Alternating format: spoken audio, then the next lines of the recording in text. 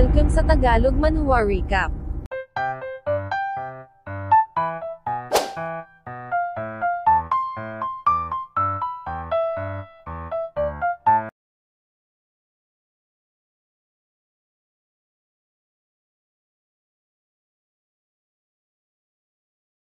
Sinabi ng Grand Prince na sa umpisa pa lang ay hindi niya na ito nagawang mabantayan, ganito ang reaksyon ni Lady Jiang.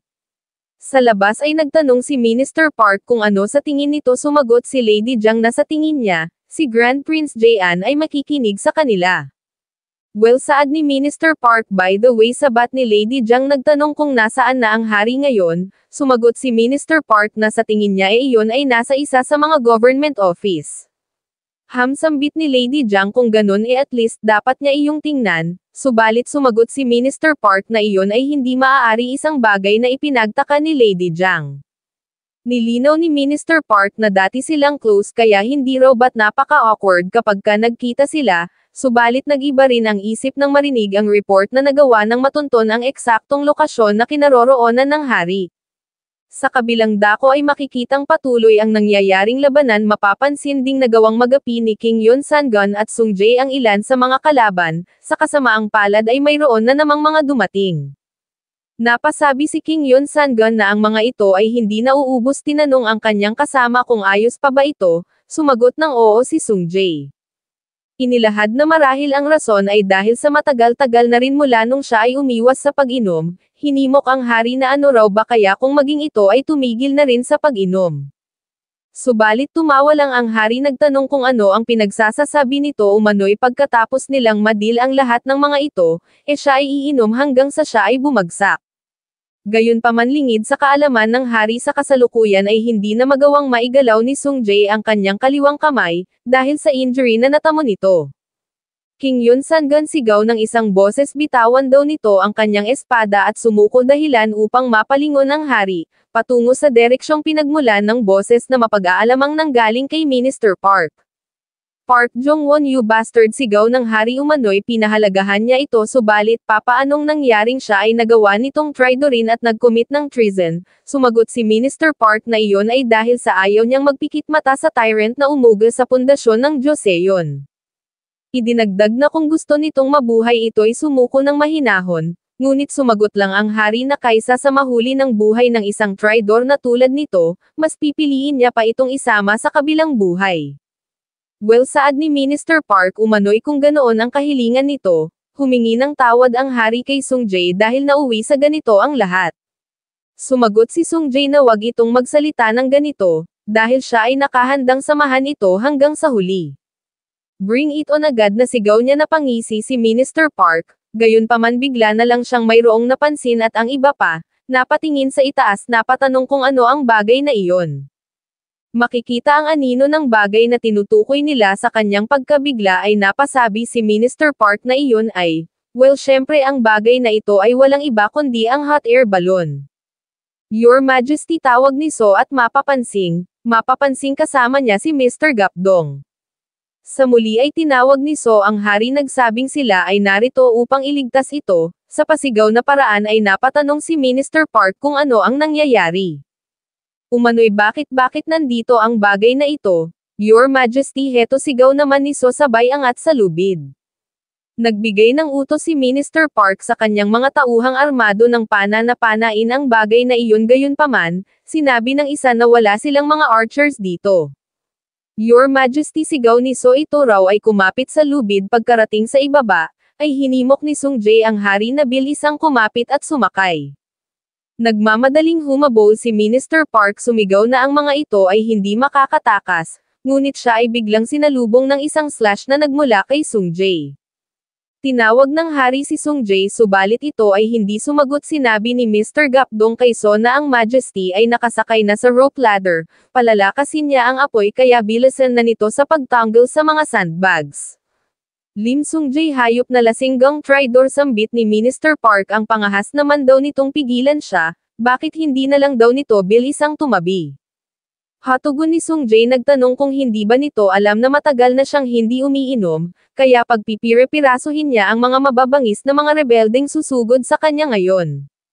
Ikaubos boses na sigaw ni Minister Park na gawang makakapit ng isang rebelde sa lubid, sa kasamaang palad ay bigla na lang nabagsakan ng sandbag sa ulo dahilan ng kanyang pagkahulog, nagpatuloy sa paghagis si So.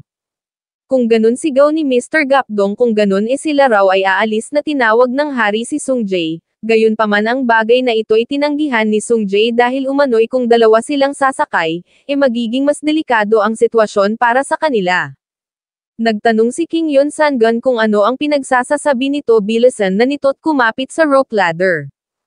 Kasabay ng pagtagpa sa kaliwang braso ni Sung Jae ay agad na nag-rush si Minister Park nagtanong kung talaga bang iniisip nitong hahayaan niya ito ng ganoon lang, subalit biglang nag-retaliate si Sung Jae na gawang matagpas ang parte ng sombrero ni Minister Park. Sa muli ay tinawag ng hari si Sung Jae subalit ito ay nagbitaw lang ng statement kay Minister Park, nagsabing ididil niya ang lahat ng mga ito hanggang sa makaalis ng ligtas ang Majesty. Sinabi ni Minister Park na ito ay isang jerk na walang tigil sa pagdila sa sapatos ng hari subalit siya ay tinawag lang na bastardes rebel leader ni Sung Jae, ito raw ay sumugod sa kanya. Inextend ni So ang kanyang kamay patungo sa hari habang sa isang dako naman, ay makikitang suot-suot na ni Grand Prince Jaean ang robe ng hari. Kasabay ng pagbuntong hininga ng Grand Prince ay natuon ang atensyon ni Lady Jiang sa bandang itaas, teka lang hiyaw niya iyon daw ay, habang sa itaas naman ay inaalalayan ng umakyat ni So ang hari.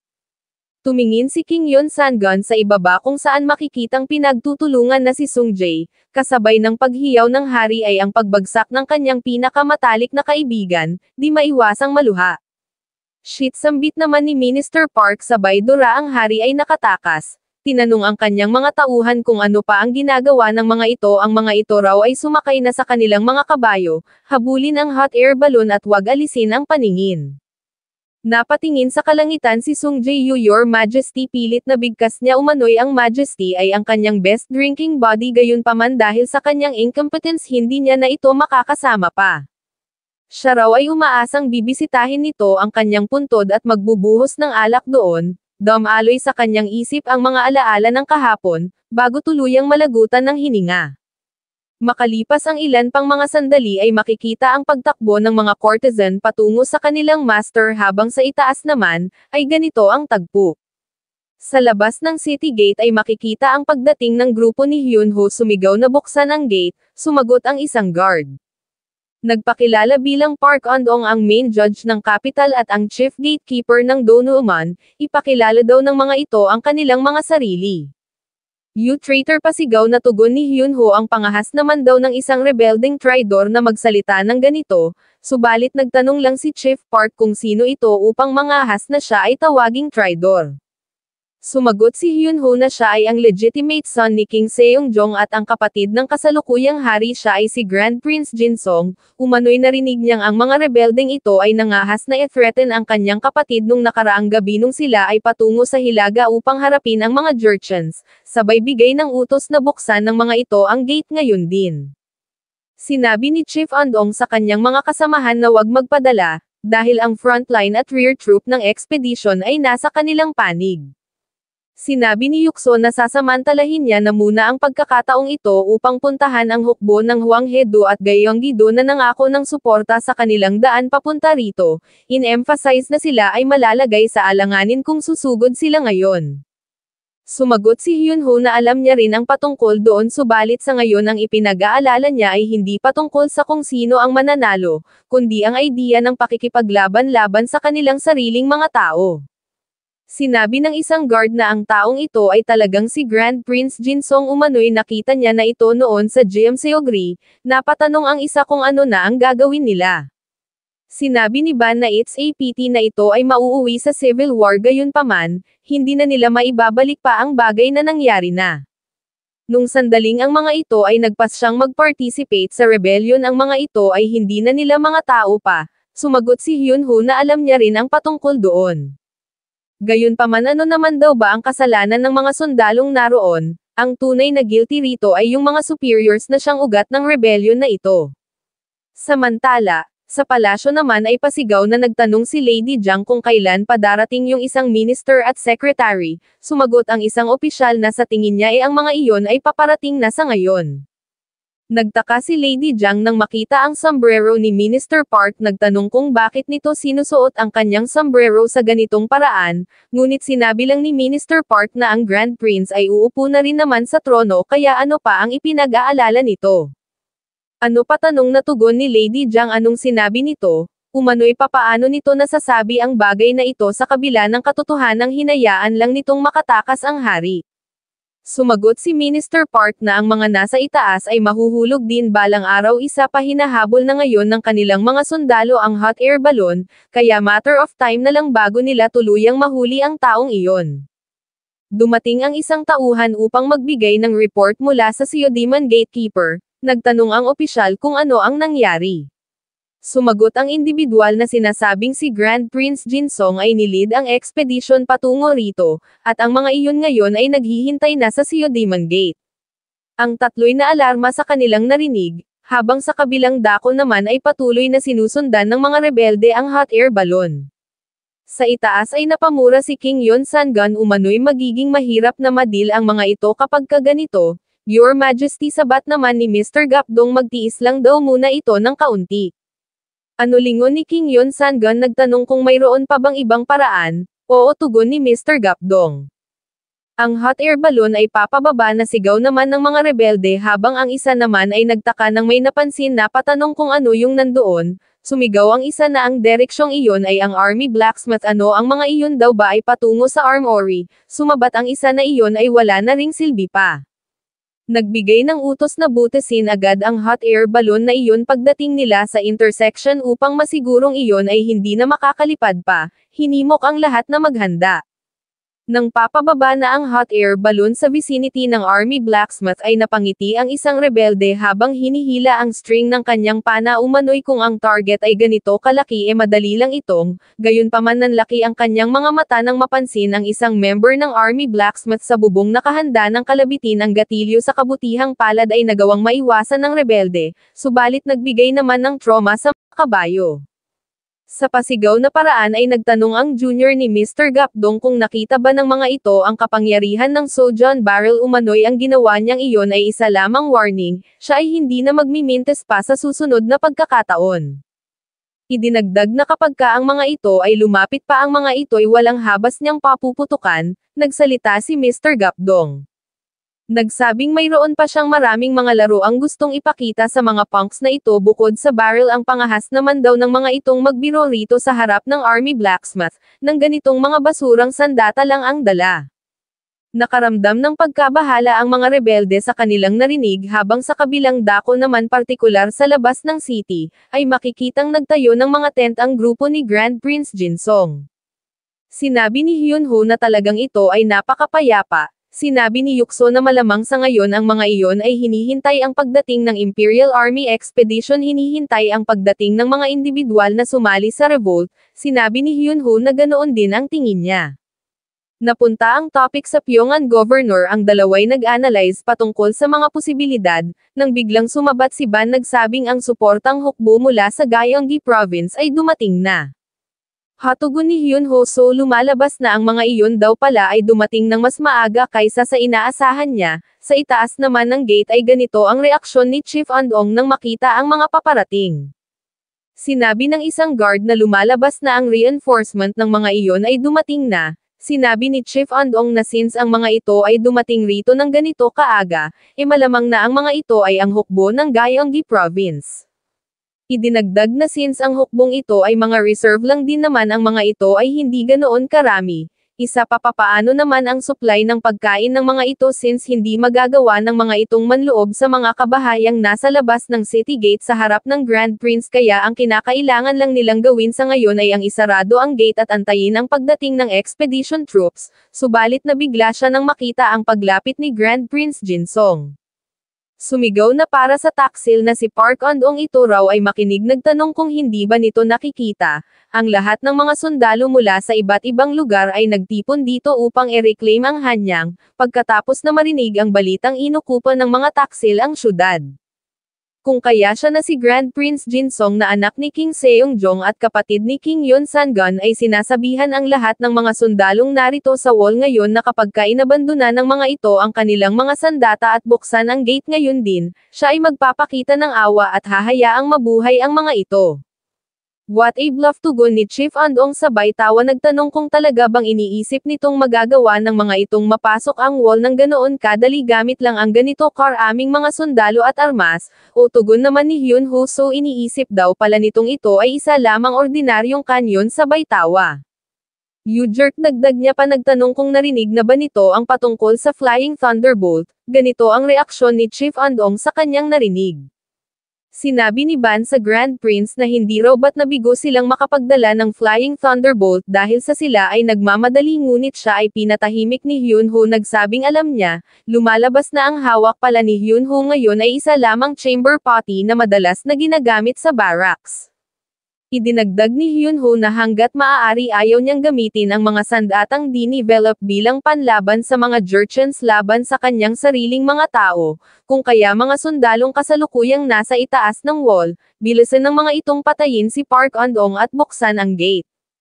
Ang bastard na iyon, sambit ni Chief Andong. Kapansin-pansin ang tingin na ibinigay sa kanya ng isang guard. Idinugtong ni Hyun Ho na kapag hindi ginawa ng mga ito ang bagay na iyon ngayon din ang mga ito'y mawawalan na ng pag-asa pang mabuhay. What a pity.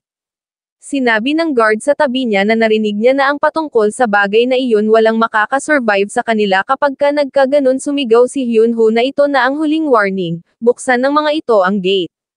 Gayunpaman ang sinabi ni Hyun Ho ay ibinasura lang ni Chief Andong. Sumigaw na gawin nito kung ano ang gusto nito, o saad naman ni Hyun Ho. So hindi pa rin daw pala bubuksan ng mga ito ang gate, nagbigay ng utos na ihanda ang kanyon. Ngayon sigaw ni Hyun Ho, ito raw ay handa na, ang kailangan na lang nilang gawin ay ang sindihan ito, kaya bilisan ng mga itong buksan ang gate. Ang mga ito ay bibigyan niya ng tsansa, siya ay bibilang ng 3. Nagsimulang magbilang si Hyun Ho, subalit sumigaw lang si Chief Andong na sige gawin nito. Sila ay hindi natatakot. 2 pa sigaw na bilang ni Hyun Ho. Talaga rong sila ay magpapaputok na, subalit nagmatigas pa rin si Chief Andong kasabay ng pagtagas ng kanyang pawis at sipon ay sumigaw na sinabi niya nang magpaputok ito, 2 1/2, 2 3/4, sambit ni Hyun Ho sa kanyang patuloy na pagbibilang. Napamura si Hyun Ho, nagsabing ang jerk na iyon ay hindi nakikinig. Kapansin-pansing kasabay ng kanyang pagbaba sa hawak niyang sulo ay nailapat sa kanyon, aksidenteng nasindihan. Nagtaka si Chief Andong nang makita ang kakaibang galaw ng Grand Prince. Nagtanong kung ano ang nangyayari at ilang sandali lang ay maririnig ang malakas na putok ng kanyon, dahilan ng pagkataranta ni Chief Andong at ng iba pa. Maririnig ang pag-alingaw-ngaw ng mga hiyaw, makikita ang direksyong tinatahak ng bala ng kanyon tumama sa bubong. Nagtago sa isang sulok si Chief Andong, mapapansing ang bala ng kanyon ay bumagsak malapit sa kanya. Pagdaan ng ilang segundo ay napatayo si Chief Andong. Nagtaka kung bakit wala pa ring nangyayari, maririnig ang pilit na tawa ni Hyun Ho. Nagsabing ang ginawa niya ngayon lang ay isa lamang threat shot at sa susunod na pagkakataon, talagang ang Flying Thunderbolt na ang gagamitin niya. Teka lang, sambit ni Chief Andong, ito raw ay, subalit na pag-alamang napakainit ng tinangkang hawakan. Teka lang, saad ni Chief Andong, ito raw ay isang chamber potty. Ito raw pala ay isa lamang hamak na chamber potty, ang ibig niyang sabihin dito ay arinola. Grand Prince, sigaw niya. Nagtanong kung sino ang binabalak nitong lokohin gamit ang chamber potty na ito, sabay dagdag sa kanyang mga kasamahan na napakalinaw na walang dalang Flying Thunderbolt si Grand Prince Jinsong, kaya ang mga ito ay wag matakot. Shit, sambit ni Hyun Ho, sila raw ay nabisto. Malamang tugon naman ni Ban, iyon daw ay natural lang. Gayunpaman ang atensyon ng lahat ay biglang nabaling sa kung saan makikita ang dahan-daang paglitaw ng hot air balloon, kung saan makikitang lulan si So at King Yoon Sangun. Little brother Jinsong, sambit ng Hari brother, tugon naman ni Hyun Ho. Napasabi sa kanyang isip na ang sinasakyan nito ngayon ay ang King's personal Crimson Jet, 3 beses na mas mabilis kaysa sa ordinaryo. Ano, alingaw-ngaw naman ng isang boses sa vicinity ng palasyo. Ano, ang hari ay lumipad patungo sa Seo Demon Gate, oo, tugon ng individual. Inilahad na inakala nilang iyon ay magtatago na lang pagkatapos na maglanding sa Army Blacksmith, gayunpaman ayon sa ulat, ang mga iyon ay naglaho at bigla na lang lumitaw makalipas ang ilang sandali lulan sa mas malaki na hot air balloon. Mga idiot, sigaw ni Minister Park. Sinabi ng isang opisyal na kapagka nalaman ng buong Hanseong Province na ang hari ay kasama ni Grand Prince Jinsong sa halip na nasa government office, hindi nila magagawang pakalmahin ang magiging sentimento ng mga tao. Haangil naman ni Minister Park, sabay sabing sila ay tutungo doon kaya ang mga ito ay maghanda, okay, tugon ng individual. Sinabi ni Lady Jiang na ang Highness at ang mga lieutenant ay nasa battlefield kaya ano na ang dapat nilang gawin. Sumagot ang opisyal na kahit na sa pag-mobilize ng mga sundalo ay kailangan nilang maging maingat, mula rito ay mayroon pang mga idinagdag pagkatapos ay itinuro ang mga members ng Blessed Army. Kuno nagtanong kung naiintindihan ba ng mga ito, umano'y bilisan na ng mga ito at ipunan ang lahat ng mga sundalo sa harap ng battlefield gate. Hindi ko alam kung ano ang iniisip ni Lady Jiang, ang alam ko lang, ay lumipat na naman ang eksena sa kabilang dako. Iyon ay pautal na sambit ni Chief Andong. Napatanong kung bakit narito ang hot air balloon na ito. Hindi ko alam kung ano ang eksaktong emosyon, ngunit sa tingin ko ay nagtaka ang ibang mga guard nang makita ang hari. Ban, tawag ni So Hwadam. Tawag naman ni Ban kay So gayang dayak sambit ni Hyunho, ito raw pala ay buhay.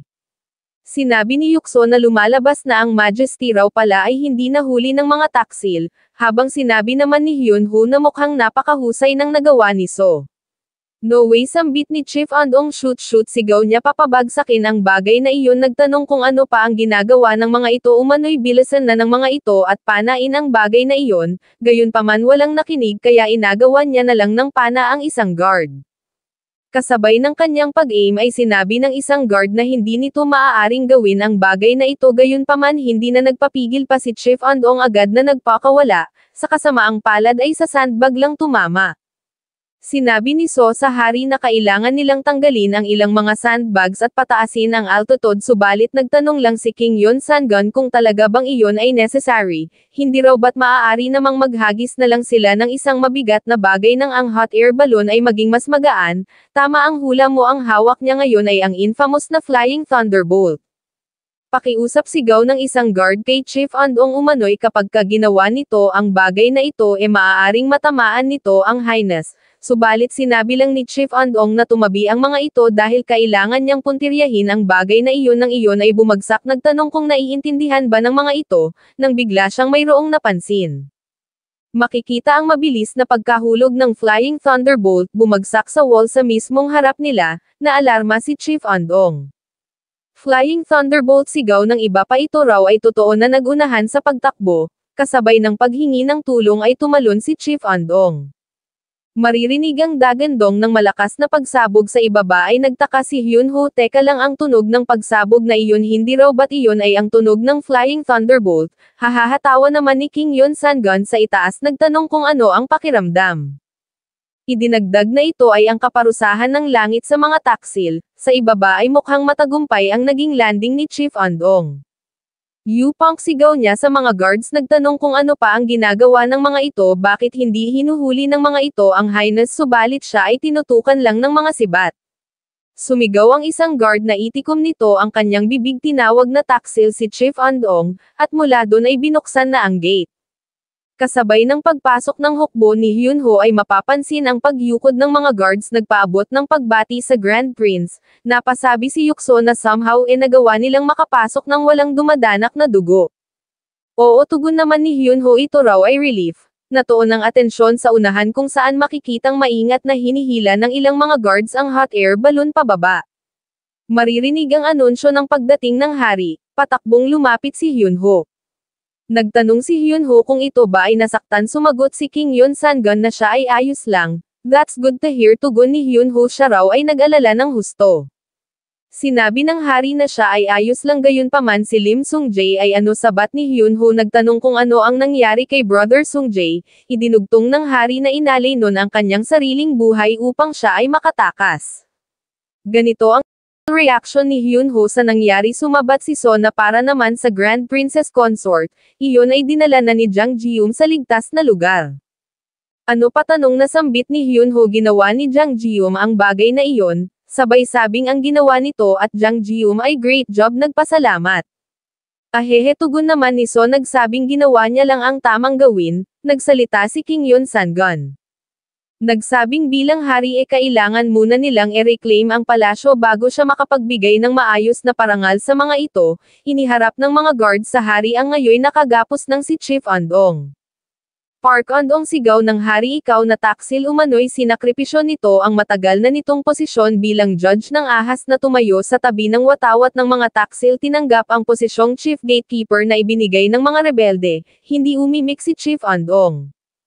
Idinagdag ni King Yoon Sang-gun na ang kalangitan ay nagpadala ng mga hari upang ikalat ang sangkatauhan, patatagin ang mga tao at ang buong bansa. Although siya ay mabait at matapang siya rin ay seloso, siya ay nakatanggap na ng napakaraming impeachment movement noon mula sa publiko dahil sa siya ay hindi qualified na maging hari ng isang bansa. Magsa-10 taon na magmula nung ang kanyang pangalan ay nag-ascend sa trono sa ilalim ng palamuti ng kalangitan. Maaaring siya ay nasadlik noon sa posisyon kung saan wala sa kanya ang pabor subalit kailanman ay hindi niya sinaktan ang kanyang prime minister, at nakinig sa mga kataga ng secretary na nagdulot ng pagbagsak ng buhay ng mga tao sa despair. Gaya ng sinasabi ng mga taksil na itinapon niya sa despair ang buhay ng mga tao nagdulot ng gulot pumatay ng marami ngunit tanging mga helpless na tao lang, gaya ng pagiging napaka-confident ni Park Won-jong mayroon ba ritong agree sa nangyayaring revolt, mukhang ang katanungang ito ay nakadirekta sa mga mamamayan. Idinagdag na sino-suppress ni Park Won-jong ang bansa gamit ang puwersa at maling otoridad kaya papaano nun magagawang mapamahalaan ng maayos ang buong bansa, maririnig ang anunsyo ng pagdating ng mga kalaban. Ang mga mamamayay agad na nagsitakbuhan, sa watawat ay nakaborda ang mga katagang nagsasabing flag of the General of Justice at kasabay ng paglingon ng hari sa direksyon ng mga kalaban, ay binigkas sa nagngangalit na paraan ang pangalang Park Won-jong. Ang taksil na iyon sambit ni King Yoon Sang-gun umano'y siya ay tinredor nun bilang kanyang hari at ngayoy harapan siyang tinututukan ng espada kailangan niyang ipaghiganti si Lim Sung-jae, subalit siya ay pinigilan ni Hyunho nagsabing hindi pa nito maaaring gawin ang bagay na ito sa ngayon.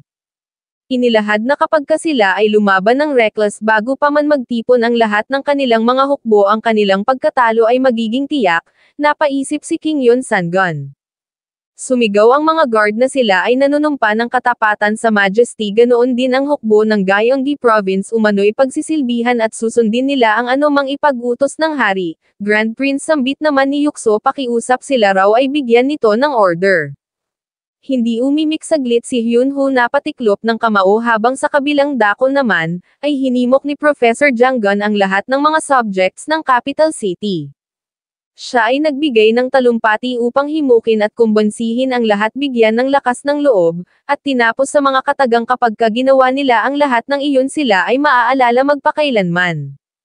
Hahahatawa ng isang boses umano'y ang isiping ang mga ito'y makikipaglaban sa mga mababangis na rebelde gamit lamang ang mga araro at karit ito raw ay nagpapatawa sa kanya, lumalabas na ang mga katagang ito ay nagmula kay Mr. Gapdong.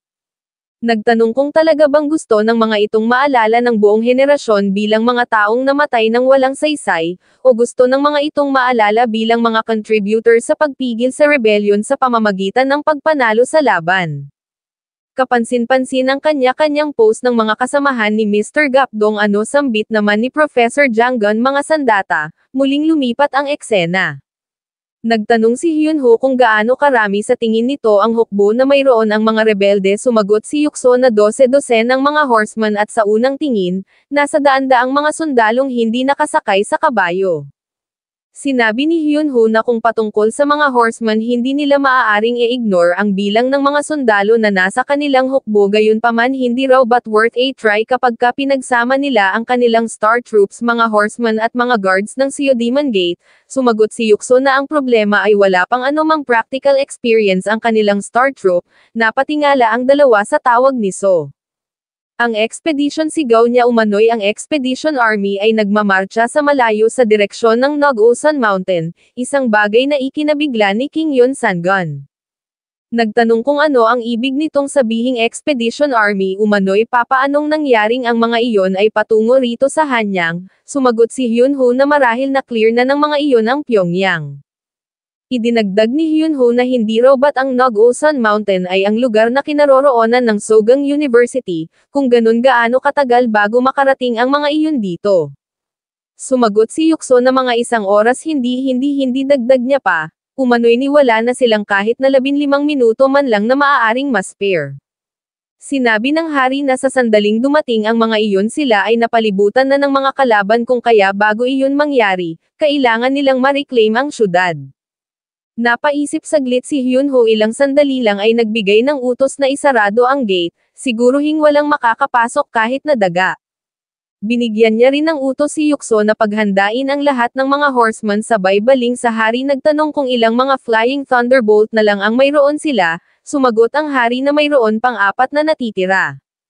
Agad na tumakbo pa ibaba si Hyunho tinanong ang Gyeonggi troop kung ang mga ito ba ay nakapagdala ng cannon barrel, isang bagay na kinumpirma ng captain. Good saad ni Hyunho kung ganun pakiusap ihanda ng mga ito ang kanyon, understood tugon ng mga sundalo at agad na tumakbo. Teka lang pighil ni Hyunho siya nga raw pala ang Flying Thunderbolt ay mayroon na lang 4 shots habang ang cannon barrel naman, nagbigay ng detailed na instruction si Hyunho sa kung ano ang gagawin. Though nabigla sa kanyang narinig ang captain ay nagsabing susundin niya ang sinabi nito, binigyan ng utos ni Hyunho si Son na mag-observe at i-report ang galaw ng Expedition Army. Hasambit ng isang opisyal mukhang ang kampo ni Grand Prince Jinsong ay bigla na lang naging abala tinanong si Minister Park kung ano na ang gagawin nila, bibigyan daw ba nila ng suggestion si Grand Prince Jinsong na sumuko na lang. Sumagot si Minister Park na iyon ay ilang beses nang ginawa ni Park Andong kaya ngayong nagawa na nitong masecure maging ang mga recruits ng hari, in a way na iyon ay susuko. Kung ganun tugon ng opisyal kung ganun ano na ang plano nito, umano'y kapag ka nadampian nila ang kahit na dulo man lang ng buhok ni Grand Prince Jinsong tiyak na magagalit si Great Queen Dowager. Hapangising tugon naman ni Minister Park nagtanong kung ano ang mangyayari kapag ka si Grand Prince Jinsong ay tinamaan ng blind arrow at namatay ng maaga hindi raw ba't iyon ay maituturing lang na karma, isa pa mayroong mas malaking problema bukod sa paghuli ng buhay sa Grand Prince at iyon ay ang mga bagong recruits ng hari. Idinagdag na bibigyan niya ito ng grupo ng mga tao upang mag-take ng lead sa tingin daw ba nito madadaganan nito ang mga iyon, syempre tugon naman ng opisyal sabay tawa, sapagkat hindi raw ba't ang Star Troops ay wala sa ayos ngayon. Gayunpaman ang ipinag-aalala niya ay ang patungkol sa status ng mga superiors ng Star Troops, subalit sinabi lang ni Minister Park na kahit na ano pa man hindi raw ba't ang mga ito ay magkakaroon lang ng walang saysay na kamatayan dahil sa pagsali sa maling panig, nagbigay ng utos na magmarcha. Kasabay ng pag-ihip sa kung anong instrumento man ito at paghampas ng tambol ay ang hudyat ng pagsugod ng mga rebelde, sa pangunguna ng taong ito. Alright sigaw niya hulihin ang mga baguhang ito gayunpaman, maririnig ang order to fire ng Grand Prince. Kasabay nito'y ang pagdagandong ng putok ng kanyon lumipad patungo sa mga rebelde, nagbigay ng utos ang opisyal na umiwas. Ang bala ng kanyon ay bumagsak sa lupa teka lang sambit ng opisyal sa kanyang pagkagulantang hindi raw ba't ito ay ang Flying Thunderbolt pautol na sigaw niya, sabay bigay ng utos na mag-retreat ngayon din.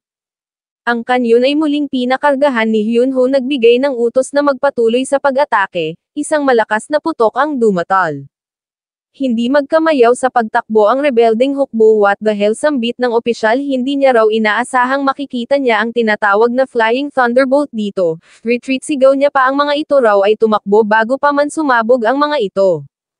Ang ilang mga rebelde ay nagtago sa mga kabahayan gayunpaman ang mga ito'y nagtaka pagdaan ng ilang segundo sapagkat wala pa ring nangyayari, nagbigay ng utos ang opisyal na tumigil. Ano sambit ng isang rebelde na patanong kung bakit hindi pa rin ito sumabog talaga raw bang ganito ito kadalasan, sumagot ang isa na hindi niya rin alam. Sinabi ng opisyal na tiyak na ang mga ito ay mga hamak lamang na mga empty shell o mga pekeng bomba upang takutin sila ginagamit ng mga ito ang parehong strategy na ginamit nila kay Park Andong, kung kaya ang mga ito raw ay wag matakot sa bluff ng Grand Prince at muling sumugod.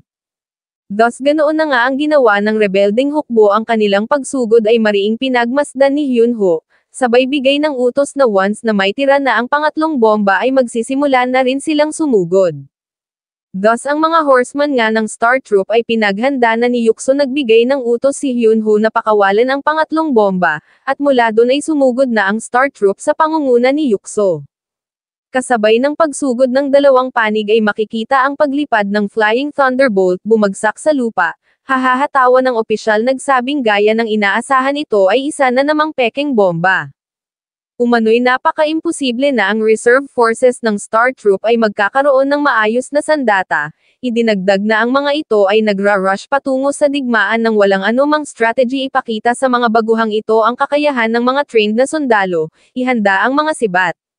Thus ganoon na nga ang ginawa ng rebeldeng hukbo, sumigaw si Yukso na wag matakot at magpatuloy lang sa pagsugod. Ngayon na sigaw ni Hyunho at kasabay ng kanyang pagbigkas sa katagang iyon, ang Flying Thunderbolt ay sumabog sa gitna mismo ng hanay ng rebeldeng hukbo. Ano sambit ng opisyal sa kanyang pagkagulantang, so ang mga ito raw pala ay hindi mga pekeng bomba, sabay bigay ng utos na tumakbo, sa kasamaang palad ay sumabog na rin ang dalawa pang mga bomba. Sa parehong pagkakataon ay nakalapit na ang hukbo ni Yukso, pinagtatatagpas ang mga kalabang na daanan sa pangunang hanay. Napatanong si Minister Park kung ano ang nangyayari doon sa lead front. Sumigaw na ang mga ito ay wag matakot, sila ay lamang sa bilang ikumpos ng mga ito ang kanilang mga sarili at wag magpa-apekto. General, tawag ng isang tauhan. Sa pautal na paraan ay nagbigay ng ulat na ang huling hanay ng kanilang Blessed Army ay inaatake, isang balitang nagpabigla kay Minister Park. Nilinaw ng individual na mayroong unidentified na mga taong nakasuot ng pulang bandana ang nagtipon sa Yukho Street at naghahasik ng gulo. Ano, sigaw ni Minister Park, ano sinasabi raw ba nito sa kanyang ang isang hamak lamang na militia ay hindi kayang i-handle ng kanilang mga armadong sundalo? Sumagot ang individual na ang mga iyon ay hindi militia na armado lamang ng mga farm tools, sa halip ang mga iyon ay armado ng mga makabagong sandata at iba pang mga firearms. Sa kabilang dako ay maririnig ang putok ng sunod-sunod na pagpapakawala ng divine weapon patungo sa mga rebelde. Hahahatawa ni Mr. Gapdong, ito raw ay napaka-satisfying. Idinagdag ng individual na sa ngayon sila ay napapalibutan na kaya kailangan na nilang bilisan sa pag-retreat. Gayunpaman sumigaw lang si Minister Park na ang dethroned na hari ay naroon lang, kaya ano ang pinagsasasabi nito? Idinagdag na sa ngayon ang tanging pag-asa na lang nila upang manalo ay ang mahuli ang dethroned na hari. Ang lahat ng ito ay matatapos kapag nahuli na nila ang dethroned na hari, sabay bigay ng utos sa kanyang hukbo na sumugod.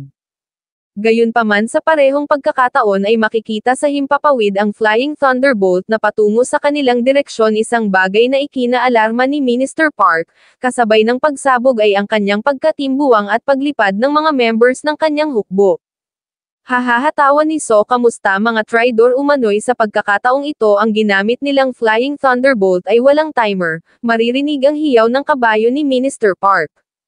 Sa kanyang dahan-daang pagbangon ay maaaninag ang unti-unting paglitaw ni King Yon Sangun mula sa usok, ang dethroned na hari, sambit ni Minister Park.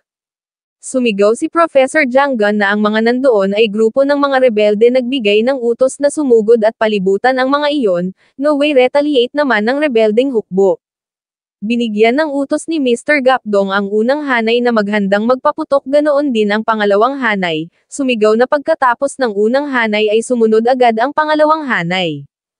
Fire, sigaw ni Mr. Gapdong na agad namang isinagawa, direktang tumama sa mga rebeldeng nasa unahan. Nagbigay ng utos si Professor Janggun na magmarcha pasulong. Mula doon ay maririnig ang sunod-sunod na mga putok at pagsabog. Lumipat ang eksena sa kabilang dako, kung saan kasalukuyang nagkakaroon ng komprontasyon sa pagitan ni Minister Park at King Yon Sangun. Kalaban ng Pangguan military officer Saad ng hari. Ang tinutukoy niya rito ay si Lim Sung-jae, ito raw ay papatayin niya gamit ang kanyang sariling mga kamay. Sumigaw si Yukso na magpatuloy sa pag-atake, habang sinabi naman ni Hyunho na ipakita sa mga ito ang bunga ng kanilang training. Maririnig ang tawa ni So sa itaas.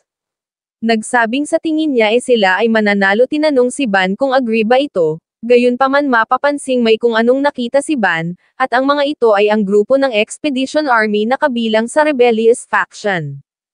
Ang impormasyong ito'y agad na ini-relay ng dalawa patungo sa mga guards dahilan upang isarado ng mga ito ang gate, tumigil sa pagmarcha ang Expedition Army sa harap ng wall. Nagbigay ng utos si Mr. Song na buksan ang gate gayunpaman ang kautosang ito ay hindi tinalima, dahilan upang siya ay magtaka. Napatanong kung mayroon bang problema sa loob bakit hindi niya nakikita ang gatekeeper na si Park And-ong, sinabi ng isang sundalo na sa tingin niya ay mayroong nangyayaring labanan sa loob. Ano pagtataka ni Mr. Song napatanong kung nabigo ba ang plano ni Minister Park, lumipat ang eksena sa loob kung saan makikitang nagkasalubong ang espada ni King Yun Sangon at Minister Park. Ang dalaway nagpalitan ng atake nang biglang dumating si Hyun Ho, sumigaw ang hari na lumayo ito. Idinagdag na kapag ito ay napahamak dito ito ay hindi na masisilayan pa ng kanilang ina, ngunit sumagot lang si Hyun Ho na hindi ito ang oras upang isipin pa ang patungkol doon dahil ang mga kalaban ay nasa labas na ngayon ng city wall. Ano sambit ng hari sa kanyang pagkabigla tumawa si Minister Park sa kanyang narinig, isinigaw sa kanyang mga kasamahan na ang Expedition Army ay dumating na at ang panalo sa labanang ito ay decided na. Idinagdag ni Minister Park sa hari na ito na ang wakas kung kaya kapag ito ay sumuko ng mapayapa ay hahayaan niya itong mabuhay, subalit ang ideyang ito'y mabilis na ibinasura ni King Yun Sangon. Siyempre saad ni Minister Park sabay sugod alam niya rong tatanggi ito maririnig ang kalansing ng pagtama ng mga espada, lumalabas na siya pala'y sinalubong ni Yukso. Inilahad na hanggat narito ang Majesty ang panalo o talo sa labanang ito ay hindi pa rin decided, isang baliw saad ni Minister Park sabay bigay ng utos na pugutan ang taong ito. Sa pasigaw na paraan ay sinabi ni Yukso sa Grand Prince na ire-risk niya ang kanyang buhay upang protektahan ang Majesty kung kaya pakiusap umalis na ito rito ngayon din at i-block ang city wall, sumagot si Hyun Ho na naiintindihan niya. Kasabay ng kanyang pag-alis ay pinakiusapan ang mga mamamayan na lumikas ngayon din upang hindi maipit sa labanan, sa wall ay makikita ang pagkabit sa mga hagdan. Ito ay ginamit ng ilang mga rebelde upang makaakyat gayunpaman sila ay pinagtututusok ng sibat ng mga guards na nasa itaas, naghandang pamana ang ilang rebelde. Kasabay ng pagtutok ng sibat ay tinanong ng isang guard ang isang rebelde kung saan nito binabalak na pumunta habang sa isang hagdan naman ay makikitang mukhang matagumpay ng makakaakyat ang isa, nagpakawala ng palaso ang mga rebelding archers upang bigyan ng cover ang umaakyat nilang mga kasamahan. Sumigaw si Hyun Ho na protektahan ang wall wag hayaang mayroong makatawid, habang sa loob naman ng city ay nagpatuloy si Yukso sa pakikipaglaban sa tabi ng hari at ang labanan sa pagitan ng dalawang panig ay nagpatuloy. Sa itaas ay napatanong si Ban kung ano ang nangyayari bakit bigla na lang naging disadvantageous para sa kanila ang sitwasyon ito raw ba ay dahil sa nag-disperse ang kanilang hukbo, idinagdag ni So na sa rate na ito tuluyan na silang mawawalan ng tsansa kapag katuluyan nang na-infiltrate ang city wall. Gayunpaman bigla siyang mayroong kung anong napansin sinabihan si Ban na tumingin banda roon, umano'y mayroong mga taong nakasuot ng pulang bandana na umaatake mula sa likod. Ano sambit ni Ban inaatake ng mga ito ang mga kalaban, kung ganun ang mga ito ay nasa kanilang panig. Ang kaganapang ito ay napansin din ni Minister Park at maging ni Yukso at King Yun Sangon, sinabi ni Yukso na sa tingin niya ang militia na ito ay narito upang protektahan ang Majesty. Tabi-sigaw naman ni Mr. Gapdong kasabay ng pagtulak sa Divine Weapon sumigaw si Professor Janggon na ang Majesty ay nasa banda roon sila raw ay tumungo doon, tinamaan ng palaso ang isang rebeldeng malapit sa hari. Ang labanan ay nagpatuloy sumigaw si Minister Park na wag magpaapekto at tumigil sa pagkalat, magtipon dito sa gitna at lumaban. Hahasambit naman ni Professor Janggon umano'y alam nilang ganoon ang gagawin ng mga ito, sabay dagdag na oras na upang i-execute ang plano. Ang gulong ng Divine Weapon ay biglang tumigil sa pasigaw na paraan ay sinabi ni Mr. Gapdong kay Professor Janggon na ito ay handa na kaya pakiusap iligtas na nito ang Majesty ngayon din, agad na humarurot si Professor Janggon patungo sa hari. Your Majesty sigaw niya pakiusap ito raw ay sumakay sa likod ng kanyang kabayo na bigla ang hari nang makitang ito ay si Lee Janggon, ganoon din si Minister Park. Thus ang hari nagsimula nang ang umakyat sa isang kabayo ay ganoon din ang ginawa ni Yukso, nagtanong si Minister Park kung saan binabalak ng mga itong tumakas. Sinabi ni Mr. Gapdong na ang Majesty ay nakatakas na sabay sigaw na magbigay ng daan para sa opening, makikita ang paghawi ng militia na ipinagtaka naman ng rebeldeng hukbo. Your Majesty, sambit ni Professor Janggon, pakiusap ito raw ay magbigay ng orders. Isang bagay naman na ipinagtaka ni King Yon Sangon nang lumingon ay napagtanto ang ibig sabihin ng propesor, agad na sumigaw ng fire. Ano lingon ni Minister Park, magpaputok, sambit ni Mr. Gapdong. Mga taksil, dagdag niya, patikman ng mga ito ang firepower ng Joseon at sa kanyang pagtingala, ay napamura si Minister Park. Mula doon ay sunod-sunod na mga pagsabog ang dumatal sa kanyang kinaroroonan ay napalingon si Hyunho, mapapansin ang paakyat na rebelde. Hasambit ng rebelde sabay lapat ng kamay sa balikat ni Hyunho. So ito raw pala ay ang Grand Prince. Isinigaw na nahuli niya na ang Grand Prince, gayunpaman mapapansin ang kung anong bagay na patungo sa kanyang mukha pagtamay agad na bumulagta, mapag-aalamang iyon ay kagagawa ng babaeng ito. Sa likod niya ay ang mga mamamayan ng Hanyang, sa pautal na paraan ay nagsabing sila ay sasali sa laban. Sa salamat pautal din na sambit ni Hyunho, ang mga rebelde sa ibaba ay pinagahagis ng mga bato at sibat ng pinagsamang puwersa ng mga guards at mga tao ng Hanyang. Nagtanong si Mr. Song kung bakit hindi magawang malupig ng mga ito ang mga iyon at mabuksan ang gate. General, sambit ng isang sundalo umano'y bukod sa mga hukbo, ang mga tao ng Castle Gate ay sumali na rin sa laban. Ano saad ni Mr. Song? Nagtanong kung ano ang sinabi nito. Kung ganun ano pa ang ginagawa nito? Bilisan na raw nito at kunin ang Cheonja barrel at basagin ang wall na ito.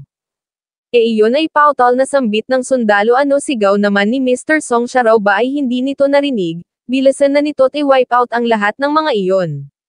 Your Excellency, sabat ni Mr. Jong, umano'y ang mga naroon ay mga tao nila. Nagtanong si Mr. Song kung ano ang ibig nitong sabihin. Nilinaw ni Mr. Jong na sa ngayon sila ay itinuturing ng mga kalaban ng mga mamamayan, kaya kapag sila ay magpumilit sa pagbasag sa wall, mawawala rin sa kanila ang sentimento ng publiko, at sila ay papangalan ng mga taksil na nagslaughter ng ordinaryong mga tao. Umano'y ang ibig niyang sabihin, sila ay talo na. Lumalabas na nung sinabihan pala ni Hyunho ang mga mamamayan na lumikas ay doon palang napagtanto ng mga ito kung ano ang tunay na nangyayari, at doon na rin sila nakapagpas siyang tumulong. Ang paglipad ng mga sibat at bato ay nagpatuloy. How dare you, sigaw ng isang manong. Ang pangahas naman daw ng mga itong baguhin ang estado ng bansa, mga wicked punks. Nagtanong kung talaga raw bang iniisip ng mga itong magagawa nilang mabago ang estado ng bansa sa pamamagitan ng pagtutok ng espada sa mga tao nito. Sa isang dako naman ay nabigla ang isang ginang nang makita ang paakyat niyang kapatid, big sister. Pagtataka ng sundalo, nagtanong kung bakit ito nandito, at pagkatapos na makatanggap ng bugbog ay maririnig ang anunsyo na ang leader ng mga rebelde na si Park Won-jong ay namatay na. Napahiyaw ang mga mamamayan sa balitang ito. Sila raw ay nanalo, sila ang nanalo sa laban, habang sa labas ng City Gate ay ganito ang reaksyon ni Mr. Song. Salamat sa kalangitan, sambit naman ng mga subjects o mga scholar na kasalukuyang nasa tabi ng hari. Sila raw ay nanalo kasabay ng paghiyaw ay muling nagpasalamat sa kalangitan. Ang luha sa mga mata ni King Yon Sangon ay hindi mapigil ang mamuo. Ang mga scholar ay agad na nagsiyukod. Your Majesty, bungad ni Professor Janggon, umano'y siya na guro ng Grand Prince ay ikinagagalak na makita ang peaceful appearance nito. Idinagdag na sila ay naging unfaithful at hindi nagawang mapigilan ang paglaganap ng mga rebelde. Hindi sabat ni King Yon Sangon, umano'y ang lahat ng ito ay kasalanan niya. Ang lahat ng mga ito ay inosente, kaya pakiusap ang mga ito ay tumayo.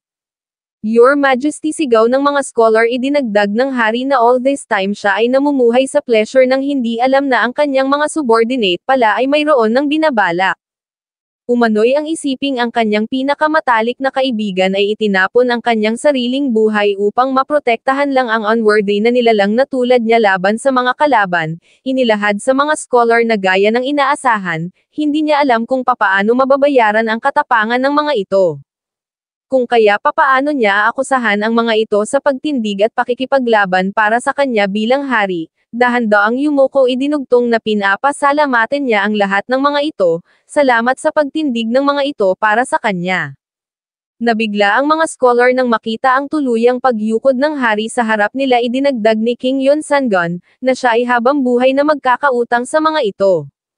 Brother tawag ni Hyunho, sila raw ay nanalo gayunpaman nagtaka sa kanyang nadatnan, napatanong kung ano ang nangyayari.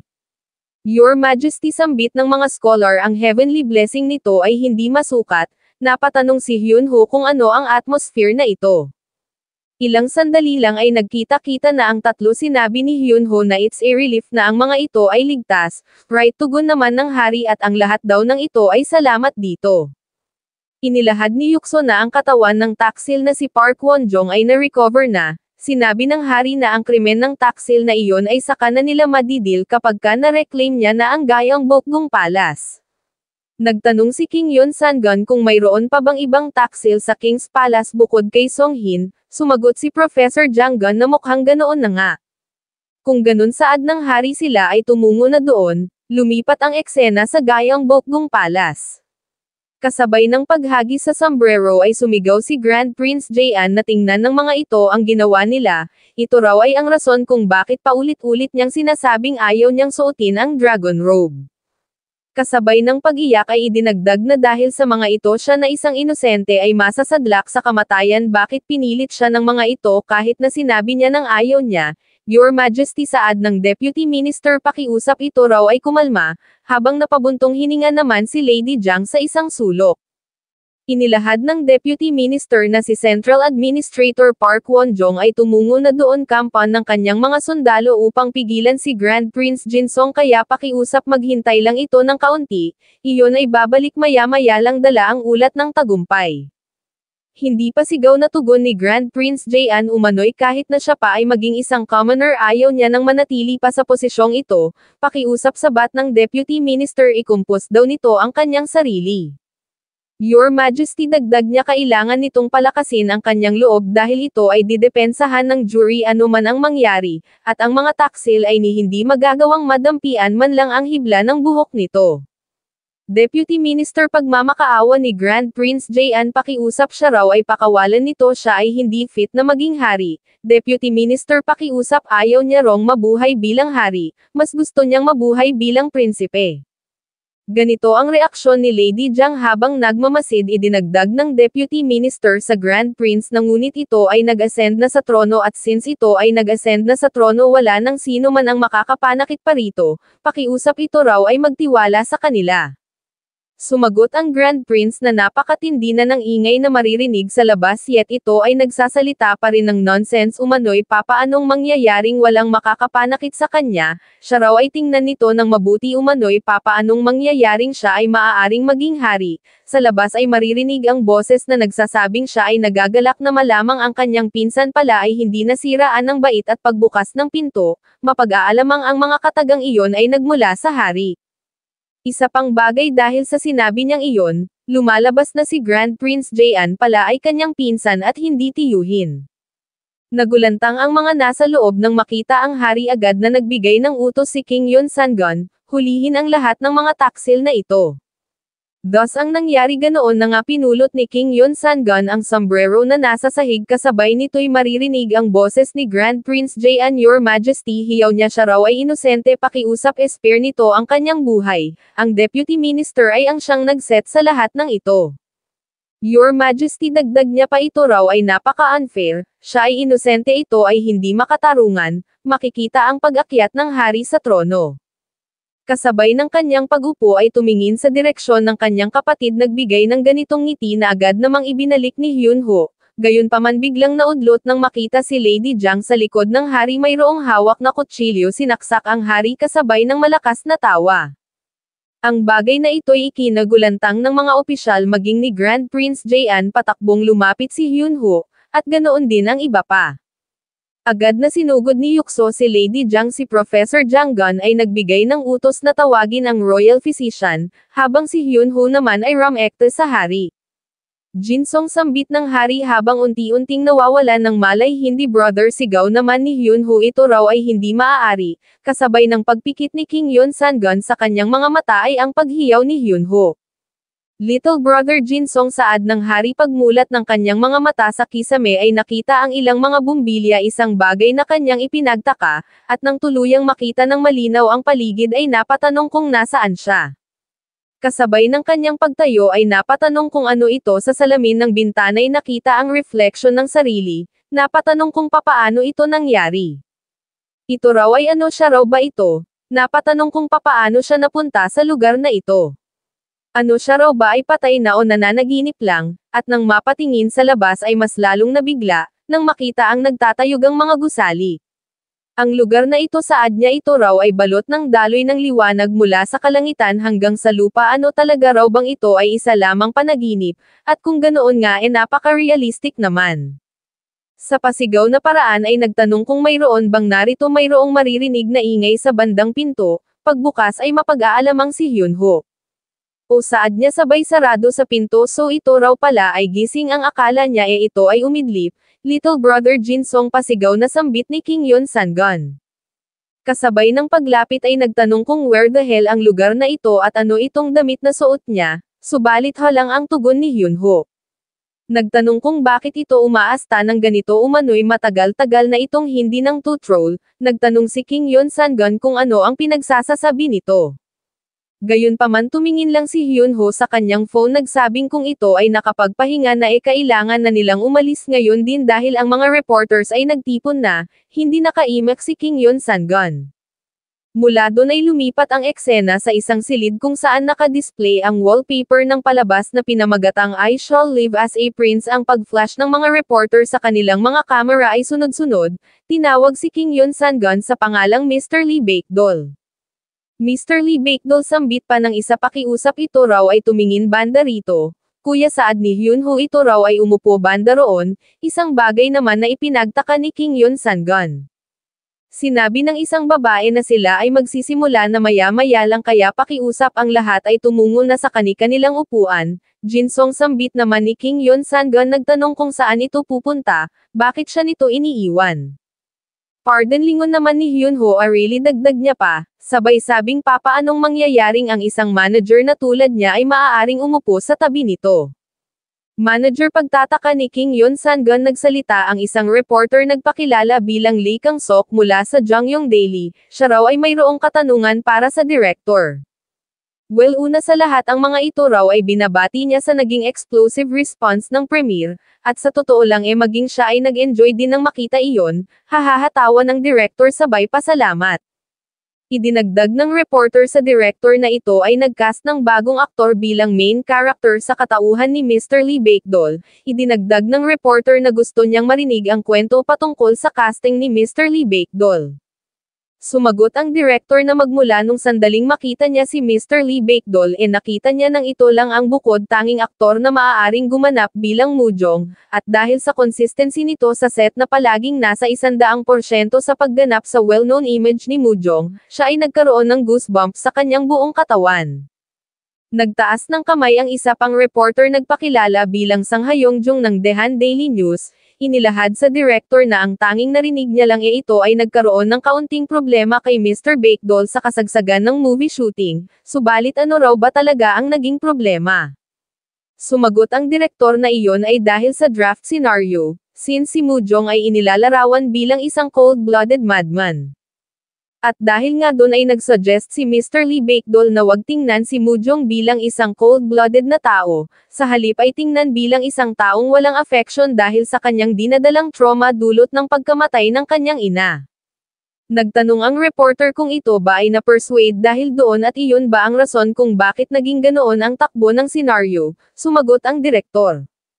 Umano'y nung una ay inisip niyang iyon ay isang bold move para sa isang baguhang aktor na magbigay ng ganoong opinyon sa ganoon kahalagang senaryo gayunpaman bilang resulta, nang maglaon ay naisip niya ring isang magandang idea na i-rewrite ang draft at lumikha ng bagong senaryo alinsunod sa opinyon ni actor Lee Baekdol. Kasabay ng tawa ay idinagdag ng direktor na syempre nung sandaling iyon, siya ay nagmumura habang nagre-rewrite. Maging ang mga reporter ay natawa rin sa sinabing iyon ng direktor kung ganon sabat naman ng isang reporter umano'y kung ganon, hindi exaggeration na sabihing ang Mujong na nakita nila sa premiere ay katha ni actor Lee Baekdol tama raw ba? Well tugon ng direktor sabay tawa umano'y kung titingnan mo ng ganoon ganoon na nga, nagtaas ng kamay ang babaeng reporter. Nagpakilala bilang Lee Sunji ng Haksan Daily, gusto niya rong magbigay ng katanungan kay actor Lee Baekdol. Inilahad na ang rebellion ni Park Won-jong ay na-cover sa climax ng movie kung ang rebellion daw ba na iyon ay naging matagumpay at tuluyang naging hari si Grand Prince Jaean, ang Korean Empire daw ba sa panahong ito ay mag-e-exist pa.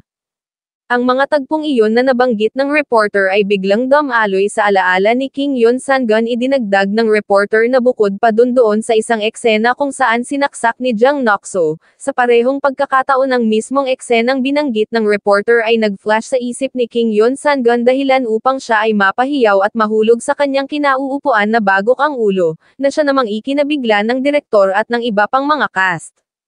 Dali-daling lumapit ang mga cast, ganoon din si Hyun-ho. Nakiusap ang direktor na bilisang tumawag ng 199 ngayon din.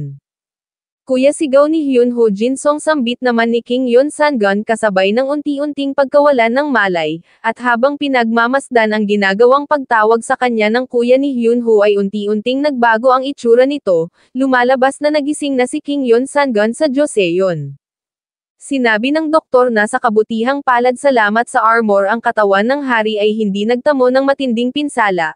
Umano'y nung sandaling iyon ay nawalan lang ng malay ang Majesty dahil sa labis na kapaguran mentally at physically dulot ng nangyaring rebellion. Idinagdag na una since ito ay nag-suffer mula sa blood loss siya ay maghahanda ng 4-element soup upang ma-recover nito ang kanyang lakas. Pakiusap sabat ni Hyun-ho. Pakiusap ganoon daw ang gawin nito sabay dagdag na talagang nakaramdam siya ng relief sa sinabi nito. Nagtanong si Kim Yon Sang-gun kung ano ang nangyari. Sumagot si Hyun-ho na tinake advantage ni Lady Jang ang nangyaring chaos at, subalit siya ay pinutol ng hari. Nagsabing naaalala niya ang patungkol doon.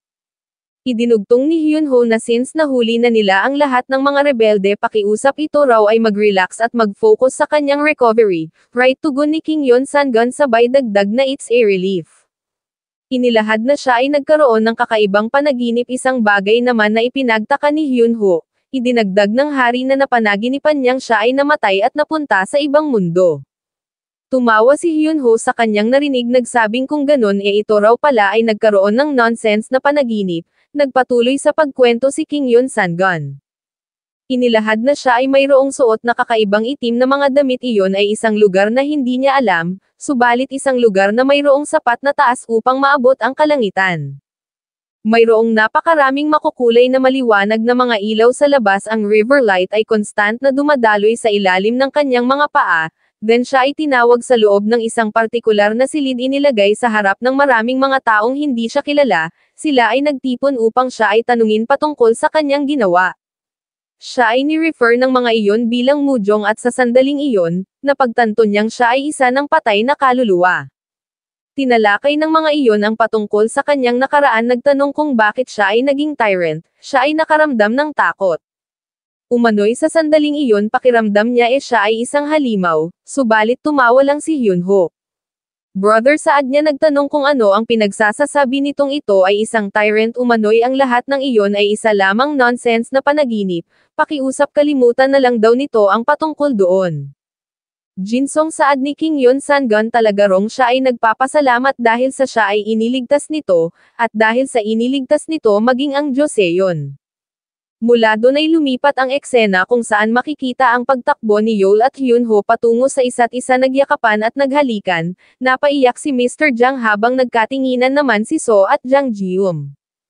Nang si Kim Yon Sang-gun ay tuluyan ng naka-recover, siya ay agad na nagbigay ng decree sa 3 southern provinces upang i-wipe out ang remnants ng rebellion sa pamamagitan ng pag-invoke sa military authority, at bilang resulta si Song-hin at Jang Jong na tumakbo patungo sa kabundukan ay hindi na nakapagtago pa ng matagal bago tuluyang mahuli ng mga sundalo.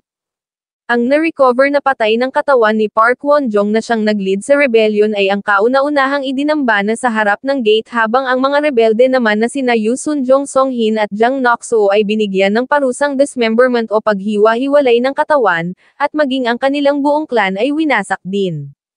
Sa kabutihang palad, ang parusang exile na initial na ipinataw kay Grand Prince Jaean ay nirevoke pagkatapos nagawaran ng kapatawaran ng hari. Gayunpaman mukhang siya ay naging komportable na sa lugar kung saan siya na-exile, gumagawa ng mga awitin at tumutugtog ng mga instrumento. At para naman sa mga taong tumulong sa pagpigil sa nangyaring rebellion, sila ay naging at pinroklama bilang mga meritorious subjects, habang si Yukso Professor Janggon Mr. Gapdong So at Ban naman, ay pinroklama bilang first-rank meritorious subjects.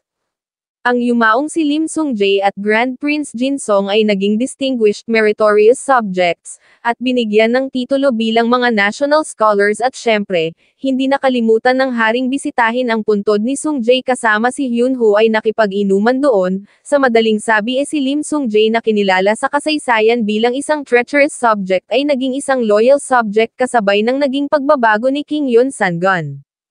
At bukod pa dun gaya ng ipinangako ni Hyun-ho, si Joksan at Jeongum ay kanyang ikinasal. Makalipas ang ilang araw ay lumipat ang eksena sa opisina ng Public Works kung saan kasalukuyang itinalaga si Mr. Gapdong pagkatapos ng kanyang natanggap na promotion, mararamdaman ang aura ng kanyang pagkainip. Nang biglang mayroong tumawag sa kanyang pangalan na mapag-aalamang si Hyun-ho, dahilan upang siya ay agad na lumapit nagtanong kung ano ang nagdala sa highness dito. Binati ni Hyun-ho si Mr. Gapdong sa pagiging isang public works minister, gayunpaman ang reaksyon ni Mr. Gapdong ay ganito, nagsabing talagang masarap sa pakiramdam na maproklama bilang meritorious subject, subalit ang kanyang mga kamay ay nangangati ng gumawa ng mga bagay-bagay. Hahahatawa ni Hyun-ho, iyon daw ang dahilan kung bakit nagdala siya rito ng interesting na bagay na maaari nitong gawin, nanimbalak ang sigla ni Mr. Gapdong sa kanyang narinig. Sa excited na paraan ay nagtanong kung anong groundbreaking na naman bang bagay ang dala nito sa pagkakataong ito. Well, tugon ni Hyun-ho, ito raw ay laro na tinatawag na billiards. Inilahad na ito ay isang laro kung saan pinopantirya mo ang isang bola gamit ang dulo ng stick sa itaas ng billiard table, at pinagtatama-tama sa isa't isa. O tugon ni Mr. Gapdong, nagtanong si Hyun-ho kung kaya ba nitong gawin ang bagay na ito. Sumagot si Mr. Gapdong na ito ay baliwala kung ikukumpara sa Flying Thunderbolt o kaya naman sa hot air balloon. Inilahad na maaari siyang maghasa ng butas sa pundasyon ng pool table na ito, at patungkol naman sa mga bola, sapat na raw ba kung huhalmahin niya ang mga ito gamit ang kahoy? Sumagot si Hyun-ho na sa tingin niya much better kung ang material na gagamitin nila ay mas mabigat pa sa kahoy, ngunit hindi rin naman maaaring kasing bigat ng bato. Well, saad ni Mr. Gapdong, sabay labas ng isang bagay, marahil ito raw ay isa ring kahoy, subalit subukan muna nitong hawakan ang bagay na ito, ganoon na nga ang ginawa ni Hyun-ho. Napawaw si Hyun-ho, ito raw ay higit na mas mabigat kaysa sa itsura nito. Nilinaw ni Mr. Gapdong na ito ay tinatawag na ebony, ito ay isang napaka-precious na ornamental tree dahil sa ito ay makapal at makintab. Asya nga raw pala mayroon pa rito, sambit ni Hyun-ho, hindi raw ba't ito ay elephant ivory, papaanong nangyaring mayroong ganitong bagay dito? O saad naman ni Mr. Gapdong, so alam din daw pala nito ang patungkol dito. Umano'y ito ay ang regalo na natanggap ng mga envoys na tumungo sa Ming. Inilahad na gamit ang ebony at ivory maaari silang makagawa ng dalawang uri ng billiard balls, at ikumpara kung alin ang mas mainam. Sinabi ni Hyun-ho na ang mga ito ay mga napaka-precious na mga raw materials, talaga raw bang posible para sa kanila na ma-procure ang mga raw materials na ito? Syempre, tugon ni Mr. Dahil umano'y kahit na mukha lang siyang ganito hindi raw ba't siya ay ang siya na ngayong Public Works Minister, which is isang second senior rank. Grabe, sambit ni Hyun-ho, talaga rong ito ay napakaastig gaya ng inaasahan niya sa isang dwarf. Hoy, sambit ni Mr. Gapdong, siya raw ay hindi isang dwarf, siya ay ang Public Works Minister. Oo, tugon ni Hyun-ho, second senior rank. Thus ipinagkatiwala na nga ni Hyun-ho kay Mr. Gapdong ang patungkol sa billiard table, at sa sandaling ito, binabalak niyang mag-develop ng bagong menu. Sa loob ng kusina ay tinanong ni Joksan ang kanyang master kung ano ang binabalak nitong gawin sa pagkakataong ito. Ho, tugon naman ni Hyun-ho, Joksan, wag daw itong mabigla. Inilahad na siya ay tumungo at nakuha ang bagay na ito sa hilaga, sabay pakawala ng malakas na tawa. O saad naman ni Joksan, ito raw ay kulay itim, nagtanong kung ano ito. Sumagot si Hyun-ho na ito ay tianmian sauce o black bean paste, which is maihahalin tulad sa soybean paste ng Ming Dynasty. Kasabay ng pagsalin ay inilahad na ang susi sa jjajangmyeon na ito ay pag-stir fry ng maigi. Well, kailangan niya raw munang i-knead ang dough na ito, kaya ito na muna ang bahala sa pag-stir, stir ng maayos nang hindi masunog. Wow, sambit ni Joksan, ito raw ay black soybean paste subalit napakabango kapag ka na stir fry, nagsimula na sa pagnid si Hyunho. Ginulong-gulong ang dough upang numipis pagkatapos ay ini-stretch mukhang binabalak na gumawa ng noodles, sa kasamaang palad ay pumalpak. Hay, ito raw ay napakahirap kung ganun mag-settle na lang sila sa knife cut noodles. Ano, sambit ni Joksan, knife cut noodles na naman, ngunit siya raw ay nakakain na ng ganoon nung isang araw kaya pakiusap gumawa na lang daw ito ng kung anong bagay na mas masarap. Hoy, sambit naman ni Hyunho, stir fry nito ng maayos ang sauce, wag hayaang masunog. Oo, natugon ni Joksan, idinagdag ni Hyunho na kapag ka siya ay nagtagumpay ang magagawa niya ay higit na mas masarap kaysa sa knife cut noodles kaya i-look forward na lang nito, papatikiman niya ito ng isang bagay na hindi pa nag-e-exist. Pagkatapos na ma-stir fry ng maigi ang black soybean paste, ito ay ginamit ni Hyunho sa paggawa ng sauce. Sa pot ay inilagay ang kaunting butter, nag-stir ng green onions at repolyo kasabay ng karne ng baboy saka inilagay ang black soybean paste, at pagkatapos ay nilakasan ang apoy. Sa labas ay makikita ang ilang mga servants na halina sa halimuyak ng niluluto ng dalawa, at mula doon ay lumipas ang ilang araw. Makikitang ginagabayan ni Hyunho si Kim Yeon Sangun patungo sa isang dako at ilang sandali lang, ipinraise enta ang gayong buck billiards. Nagtaka si Kim Yeon Sangun, nagtanong kung ano ang ibig sabihin nito, ngunit ngumisi lang si Hyunho sabay sabing makikita nito pagpasok nito sa loob. Sa loob ay nagpaabot ng pagbati si Mr. Gapdong sa hari o saad naman ng hari, hindi raw ba't ito ay ang Minister ng Public Works, nagtaka nang mapansin ang kung anong bagay na nasa harap niya, nagtanong kung ano ito.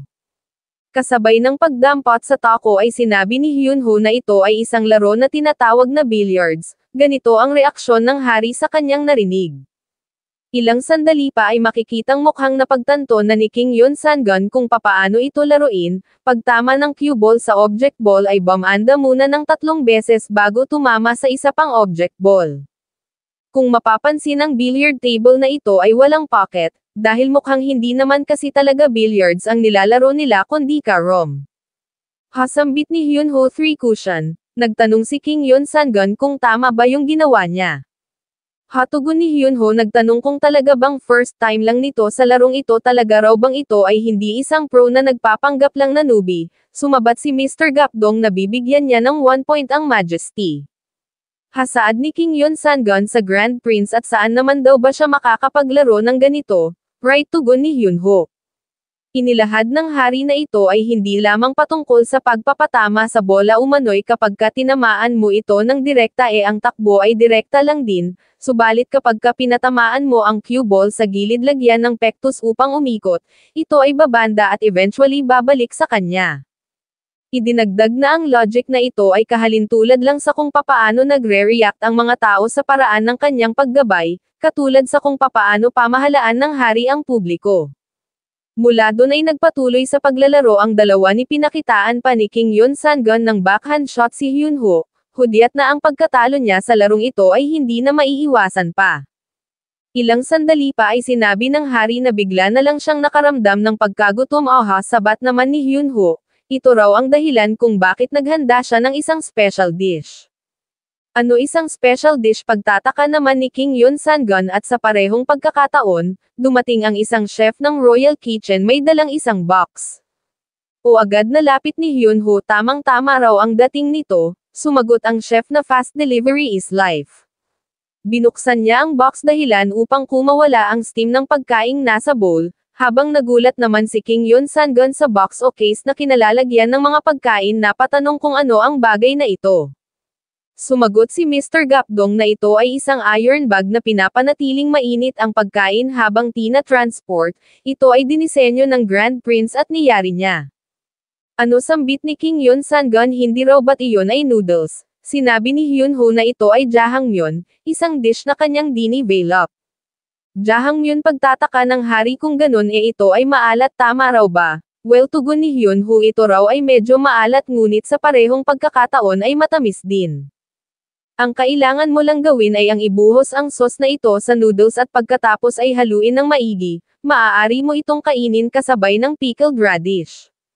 Hasambit ni King Yun Sangon pagdampot sa isang slice ng pickled radish umano'y hindi pa siya nakakakita ng pickle na kulay dilaw noon, ipinaliwanag ng chef na ito ay ginawa sa pamamagitan ng pagbabad sa pinakuloang gardenia leaves.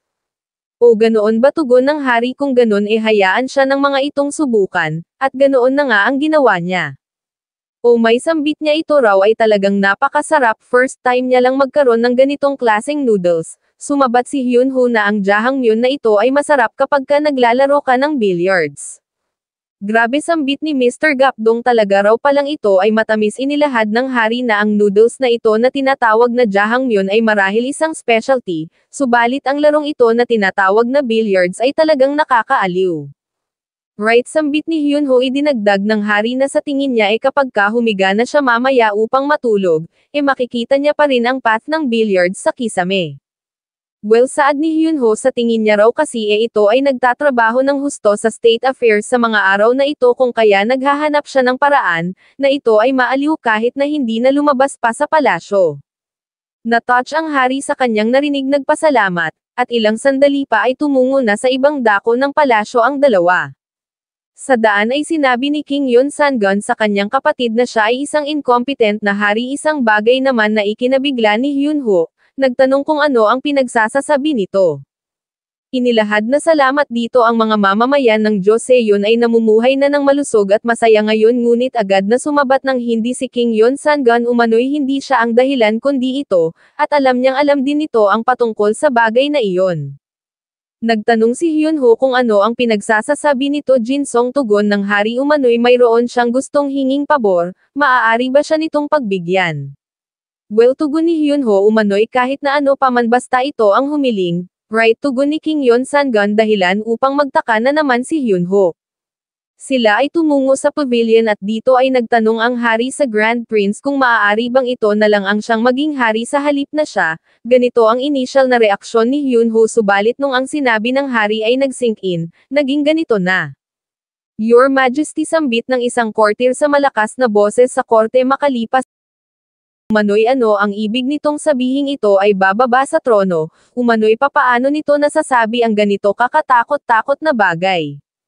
Idinagdag na chosen fortune ng langit upang mag-ascend sa trono ang isang individual sa ilalim ng command ng kalangitan kung kaya papaano mangyayaring maaaring umakyat sa trono ang isang hamak lang na Grand Prince na walang blessing ng kalangitan umano'y kahit na siya pa ay mamatay hindi niya matatanggap iyon kung kaya pakiusap reconsider nito ang kanyang desisyon.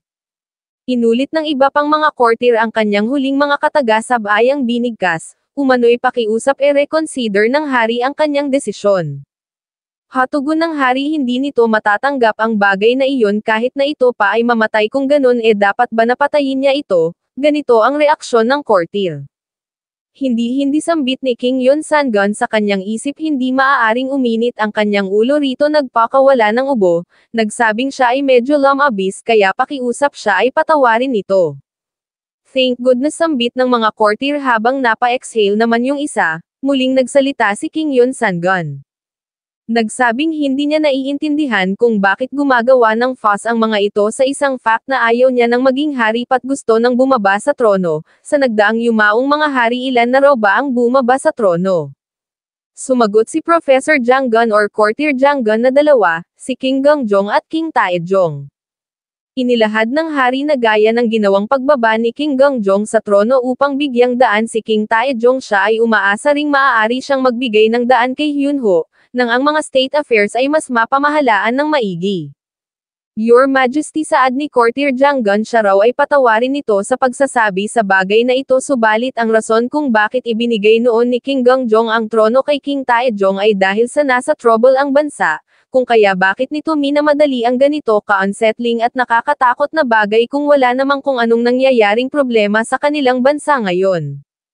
Ikinumpos ni King Yun Sangon ang kanyang sarili nagsabing isang disaster para sa Joseon ang isang haring tulad niya, kung kaya kahit na ang mga sirkumstansya ay hindi maihahalin tulad sa sirkumstansya ni King Gangjong noon nung iyon ay bumaba sa trono, subalit kapag ka ang isang baliw na haring tulad niya ay manatili pa sa trono sa susunod na mga araw isang bagay lang ang tiyak, mayroon na namang uusbong na mga taksil at ang future ng bansang ito ay ang siyang magiging taya. Sa kabilang banda si Jin Song ay nakalikha ng vaccine upang palayain ang mga tao sa takot mula sa smallpox virus, at iyon ay nagdevelop ng iba't ibang uri ng mga pagkain at entertainment na nagpainam sa buhay ng mga tao. Bukod pa dun iyon din ay gumawa ng nakakamanghang mga imbensyon, katulad na lang ng Flying Thunderbolt at Hot Air Balloon. At hindi lang iyon din ay isang meritorious subject na nagligtas sa kanila sa kasagsagan ng rebellion ni Park Won-jong at sa nakikita niya, si Jin Song ay napakapopular sa mga ordinaryong mamamayan. Siya ay labis na nahihiya sa kanyang sarili bilang nakoronahang hari dahil sa tingin niya siya ay hindi eligible. Nagtanong kung sinubukan na ba ng mga itong i-imagine ang future ng Joseon kapag ka si Grand Prince Jin Song na ang siyang naging hari. Marahil siya ay maaalala ng mga susunod na henerasyon bilang tyrant dahil sa mga bagay na nagawa niya na gayunpaman kapag ka siya ay bumaba sa trono at ibigay kay Grand Prince Jin Song ang posisyon, hindi raw ba't ang evaluation ng kasaysayan patungkol sa kanya ay magbabago rin ng kaunti. Pagsapit ng madaling araw ay lumipat ang eksena sa kabilang dako partikular sa residence ni Grand Prince Jin Song, kung saan tinanong ni Hyun-ho si Joksan kung natapos na ba ito sa paghahanda sa palanquan. Ang tinutukoy niya rito ay isang carriage na pinapasan ng mga tao. Oo, tugon ni Joksan, siya raw ay natapos na sa paghahanda. Nagtanong si Hyun-ho kung nasaan ang lady. Sumagot si Joksan na iyon ay kasalukuyan pa ring nasa main building, thus si Hyun-ho nga ay tumungo doon, upang tawagin si Yeol. Nagtanong si Hyun-ho kung handa na ba ito, sumagot si Yeol na oo subalit, at mula doon ay lumipat ang eksena sa labas kung saan makikitang pasakay na si Yeol sa palanquan habang inayos naman ni Joksan ang robe ni Jeongum sapagkat umano'y napakalamig. Sinabi ni Yeol na ngunit ang rason kung bakit ginagawa nila ito ay hindi dahil sa mayroong mangyayaring digmaan kaya kailangan nilang lumikas, hindi raw ba? Sumagot si Hyun-ho na ipapaalam niya na lang dito ang detalye kapag ka nakarating na sila doon, ngunit sa ngayon, umalis na muna sila. Okay, tugon ni Yeol, thus silang ay nagsimula ng maglakbay. Darling, sambit ni Yeol, nagtanong kung ito ba ay ayos lang, ang kanyang katawan ay medyo lamubo, kailan lang kaya siya ay napakabigat, hindi raw ba? Tugon naman ni Hyun-ho, umano'y ang bigat na ito ay baliwala sa kanya, kahit halata namang siya'y nahihirapan na.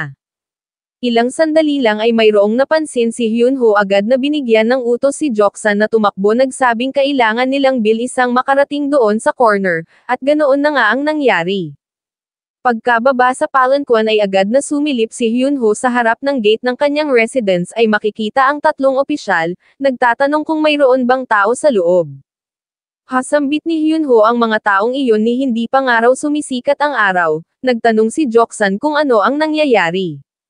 Sinabi ni Hyun-ho na sila ay tumungo sa direksyong iyon, napasabi sa kanyang isip na kailangan nilang magmadaling makaalis sa Hanyang. Umano'y siya ay nag-suffer na ng husto upang maiwasan lang na siya ay maging si Jung Jong-yet, gusto pa rin ng mga itong siya ay maging hari, ang gusto niya lang naman ay ang mamuhay bilang isang Grand Prince. Makalipas ang ilan pang mga sandali ay sinabi ni Hyun-ho na magpahinga na muna sila banda rito. Yeol, saad niya malamang napaka-uncomfortable nito sa loob, tama raw ba? Hindi tugon naman ni Yeol, umano'y sa tingin niya mas mahirap ang ginagawa nito. Pagkalabas ay napahawak sa kanyang bibig si Yeol, nagtanong si Hyun-ho kung ito ba ay ayos lang, subalit biglang tumakbo si Yeol dahilan ng pagkabigla ng tatlo. Agad nila itong hinabol, gayon paman lumalabas na si Yeol pala ay naduduwal, agad na ay nalalayan ni Hyun-ho.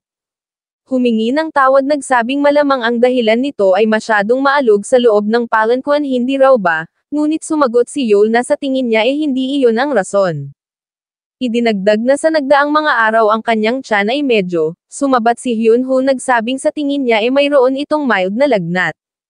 Pagkaupo ay sinabi ni Yeol na siya ay ayos lang, kaya niya itong tiisin kaya magpatuloy na sila, subalit hindi sumang-ayon si Hyun-ho, nagsabing kailangan muna nilang magpatingin sa doktor.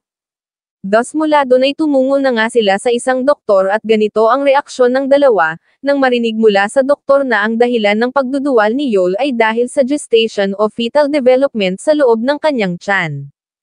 Ano pa, sigaw na sambit ni Hyun-ho, umano'y kung ito ay gestation, so ang ibig sabihin daw ba nun buntis si Yeol? Oo, ganoon na nga, tugon ng doktor. Hindi ko alam kung bakit ganito ang reaksyon ni Hyunho pautal na sambit niya sa kanyang isip siya ay magiging isa ng ama, dear saad naman ni Yeol nagtanong kung ito ba ay hindi masaya. Baling ni Hyunho sabay yakap syempre dear siya raw ay masayang masaya, sapagkat sila ay magiging mga magulang na.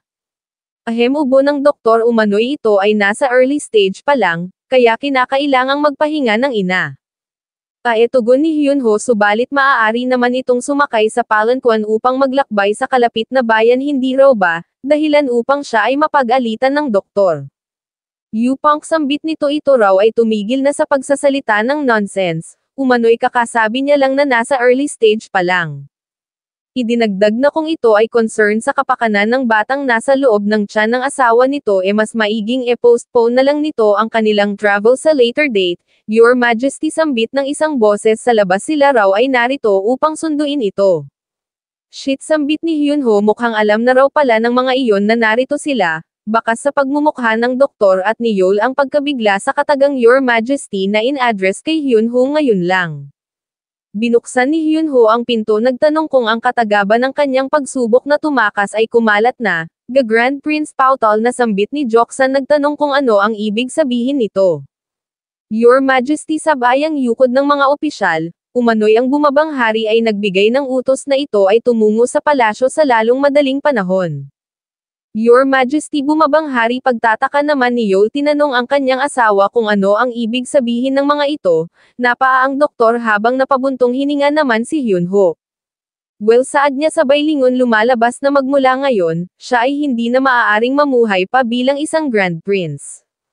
Ang proseso ng pag-ascend ni Grand Prince Jinsong sa trono ay isinagawa ng agaran in-ignore ang lahat ng mga necessary process, ipinatupad ng civil at mga military officials.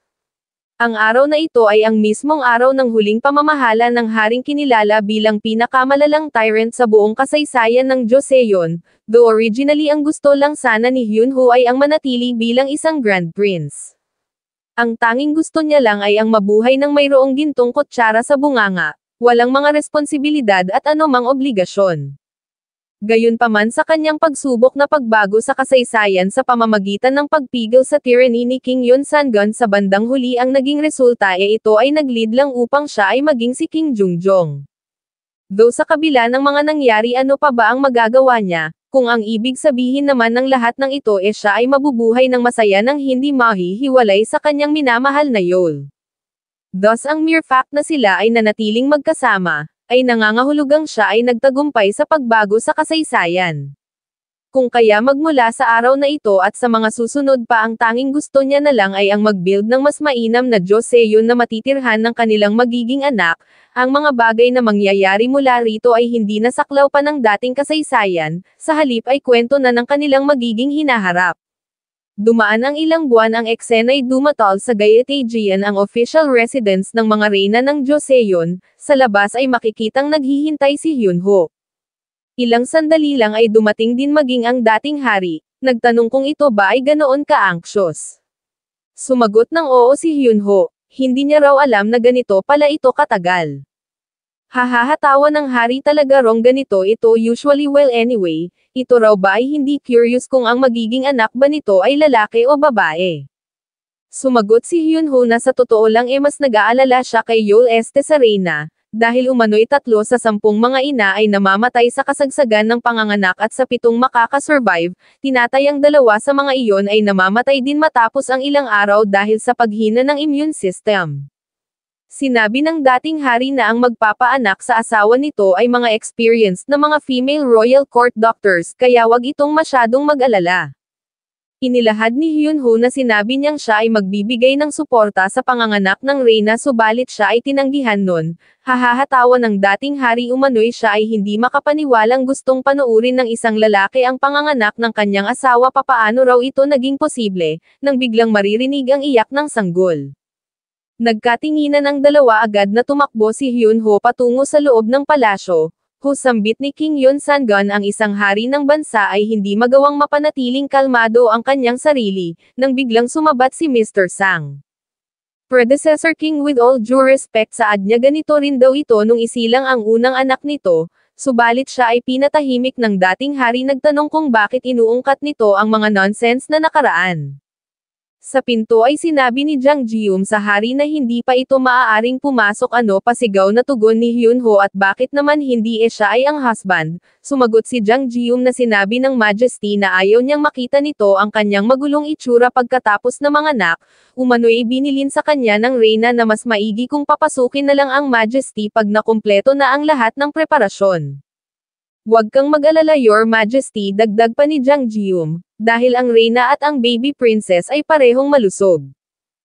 Sambit ni Hyunho isang babae, so saad naman ng dating hari so ito raw pala ay prinsesa.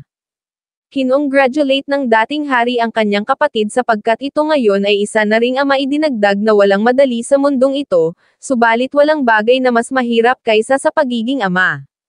Bukod pa dun walang bagay na mas mahirap kaysa sa pagiging mabuting ama, at lumalabas na higit na mas mahirap ang maging isang mabuting hari. Gayunpaman alam niyang kaya nitong pagsabayin ang lahat ng iyon, tumawa ng hilaw si Hyunho na pasabi sa kanyang isip na wala siyang anumang naririnig. Nagpatuloy sa pagsasalita ang dating hari gayunpaman nagtakat hindi na malayang wala na sa harap niya si Hyunho tinanong ang matandang servant kung saan pumunta ang hari, sumagot si Mr. Sang na iyon ay nagmamadaling tumungo sa suragan. Siya nga pala ang suragan na tinutukoy dito, ay isang silid na spesipikong ginagamit sa pagkain o isang silid kainan. Ho tawa ng dating hari iyon daw ay hindi pa rin nagbabago kahit na pagkatapos na maging hari. Well dagdag niya kay Mr. Sang kung ganun kailangan na rin nilang umalis. Idinugtong na ang araw na ito ay magiging hectic para sa hari, kailangan niyang at least na uminom kahit na siya lang upang i-celebrate ang pagiging ama ng kanyang little brother Jin Song at kasabay ng kanyang paghakbang palabas sa gate ng quarters ng Reyna, ay idinagdag na ang araw na ito ay talagang napakaganda. Sa loob ng suragan ay nagtanong si Yeol kung ito na naman ba ang nagluto sa pagkakataong ito, nagtanong si Hyunho kung kamusta ang lasa ng oyster seaweed soup. Sumagot si Yeol na ito ay napakasarap ito raw ay natimplahan ng maayos, at mula doon ay lumipat ang eksena sa loob ng silid ng Reyna. Dito ay sinabi ni Yeol na talagang napaka-fascinating na magkaroon ng ganito kaliit na nilalang sa tingin niya raw ito ay kamukha ng Majesty, nagtanong si Hyunho kung talaga ba, sabay dagdag na ang gusto niya raw sana ito ay maging mas kamukha nito. Nagtanong si Yeol kung ito ba ay nakapag-decide na kung ano ang ipapangalan nila sa bata well tugon naman ni Hyunho, ano raw ba kaya kung pangalanan nila itong Lee Shinbei. Shinbei patanong na sambit ni Yeol Shinbei tawag naman ni Hyunho sa bata. O may saad ni Yeol ito raw ay tumatawa lumalabas na mukhang gusto nito ang kanyang pangalan. Well tugon ni Hyunho kung ganun iyon daw ay isang relief.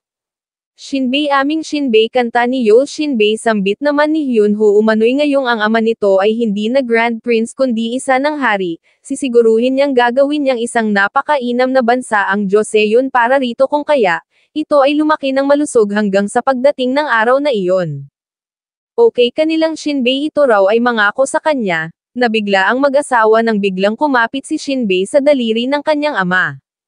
Sila'y nagkatinginan sinabi ni Hyunho na lumalabas na ang kanyang anak ay isang genius, sabay pa kawala ng tawa.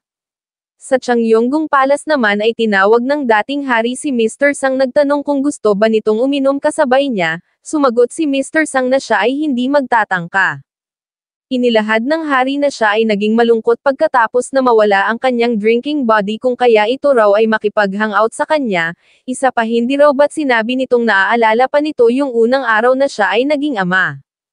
May apology saad ni Mr. Sang sabay lapit idinagdag ng hari na since ito ay nagsilbi rin sa dating hari then ibig sabihin naaalala rin nito yung araw ng kanyang pagsilang hindi raw ba, uminom si Mr. Sang. Sumagot na marahil hindi niya na maalala ang maraming mga bagay dahil sa siya ay matanda na ngayon subalit papaano niya naman daw ba makakalimutan ang araw na iyon, nagtanong si King Yon Sangun kung kamusta siya nun. Sumagot si Mr. Sang na ang iyak nito ay napakalakas at sa isip-isip niya nun, ang big shot na nakatakdang mag-rule sa kanilang bansa ay isinilang na. Ano patanong na sambit ng dating hari siya ay isang big shot, ngunit sinabi lang ni Mr. Sang na since siya ay isang eunuch siya ay hindi maaaring magkaanak, Your Highness siya raw ay proud na proud dito. Ang ibig sabihin dito ni Mr. Sang siya ay proud kay King Yon Sangon bilang magulang, at ang dahilan kung bakit sinabi niyang siya ay hindi maaaring magkaanak ay dahil sa ang mga eunuch ay mga kapon. Sa sinabing iyon ni Mr. Sang ay nagbigay ng ganitong tingin si King Yon Sangon, nagpasalamat. Si Hyun Ho Lee ay ipinanganak sa isang ordinaryong pamilya na muhay sa ordinaryong buhay, hanggang sa isang araw siya ay nagising na lang bilang si Grand Prince Jinsong naging Grand Prince ng Joseon. Sa loob lang ng isang gabi ang kanyang kapus-palad na buhay ay nabaligtad siya ay nagkaroon ng gintong kutsara sa bibig, at nagkaroon ng napakagandang asawa. Gayunpaman sa lahat ng bagay siya pa ay nagising bilang si Grand Prince Jinsong which is ang nakababatang kapatid ni King Yon Sangon, ang legendary tyrant ng Joseon. Sa kasagsagan ng Gabjusawa ang kalupitan nito ay nagpatuloy dahilan upang umusbong ang rebellion, siya ay pinatalsik at ang ipinalit sa trono ay si Grand Prince Jinsong.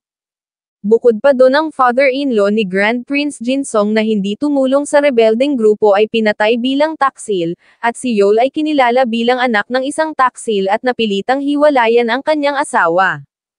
Kung kaya si Hyun Ho na ayaw mahiwalay kay Yeol at ayaw na maging si King Jungjong ay sinubukang i-distort ang kasaysayan, sinubukang baguhin ang kapalaran ni King Yon Sangon na nasuppress mula sa kanyang masakit na nakaraan at sa environment na nakapalibot sa kanya, upang mapigilan ang Gabjusawa. Salamat sa effort na iyon siya ay nagtagumpay sa pagpigil sa Gabjusawa, gayunpaman sa bandang huli ay nagkaroon pa rin ng pag-aalsa. Thus kinailangan niyang lumaban upang mailigtas si Yeol at ang kanyang nakatatandang kapatid mula sa panganib at sa tulong ng mga mamamayan ng Joseon, ay nagawa nilang matalo ang rebelding puwersa. Ang goal ni Hyun Ho na patuloy na mabuhay bilang Grand Prince ay nabigo nang bumaba sa trono si King Yon Sangon at siya ay ipinalit na hari gayunpaman si Yeol at siya ay nanatiling masayang magkasama kaya ayos lang sa kanya, inakala niyang sa ganoong paraan na magkakaroon ng happy ending ang kwento nila at least iyon ang inakala niya, subalit isang araw si Hyun Ho ay bigla na lamang nagising sa kanyang apartment sa kanyang dating nirerentehang silid, isang bagay na labis niyang ipinagtaka. Agad niyang binuksan ang bintana sa labas ay bumungad sa kanya ang maingay na kaganapan. Hay sambit ni Hyun Ho malamang siya raw ay nananaginip lang kung ganun babalik na muna siya sa pagtulog, which is isang bagay na hindi niya magawa dahil sa ingay na nililikha ng mga taong nagtatalo sa labas. Ang bintana'y muling binuksan ni Hyun Ho sa labas ay maririnig ang patuloy na pagtatalo na nauwi na sa santukan, sambit ng isang napadaan sa kanyang kasama i-record daw nito ang nangyayari, i-upload nila sa YouTube. Gayunpaman ang kaguluhang nangyayari sa labas ay biglang tumigil nang magpakawala si Hyun Ho ng napakalakas na hiyaw, at sa parehong sandali ay napagtanto ni Hyun Ho siya ay hindi nananaginip talagang siya ay bumalik. Mula doon ay tumungo siya sa grocery store upang bumili ng makakain, isang piraso ng maanghang na cup noodles. Paglabas ay napasabing kahapon lang ay nakakakain siya ng 12 putahe sa isang kainan, at mayroong minamahal na asawa't anak. Ano talaga raw bang iyon ay naglaho katulad sa isang panaginip ng ganon-ganon lang iyon ba ay isang pantasya o isang one-night dream, ngunit bakit iyon ay napakalinaw at tila napakatagal. Brother Yeol dagdag niya pa at pagka-uwi ay muling natulog, subalit binulahaw ng tawag ni Hong Seong-man sa phone. Makalipas ang ilang sandali ay sinagot niya ang tawag sa phone ay nagtanong si Seong-man kung bakit napakatagal nitong sumagot, inilahad na narinig niyang ilang araw na itong hindi nakokontak at hindi nagpapakita sa mga interviews, nagtanong kung ito ba ay sumuko na sa kanyang job search. Yupang dagdag ni Seong-man ni mayroon pa raw ba itong perang pambayad ng rente sa buwang ito, sabay dagdag na siya ay nakakuha ng isang napakaastig na part-time racket ito raw ay sumama sa kanya, idinagdag ni Seong-man na ito ay tumungo sa Gyeongbokgung Station Exit 5 mga alas 10 ng umaga bukas ano nakuha raw ba nito wag nitong kalimutan sa Gyeongbokgung Station, ganito ang reaksyon ni Hyun Ho dahil sa ang sinabing iyon ni Seong-man ay ang mismong Gyeongbokgung Palace ng Joseon. Sa sumunod na araw ay tumungo na nga sila doon sa daan ay sinabi ni Seong-man na ito ay magiging extra para sa part-time job doon, ang hourly wage o sahod per hour ay 14,000 won, ngunit mayroong minimum na at least 73,000 won per day.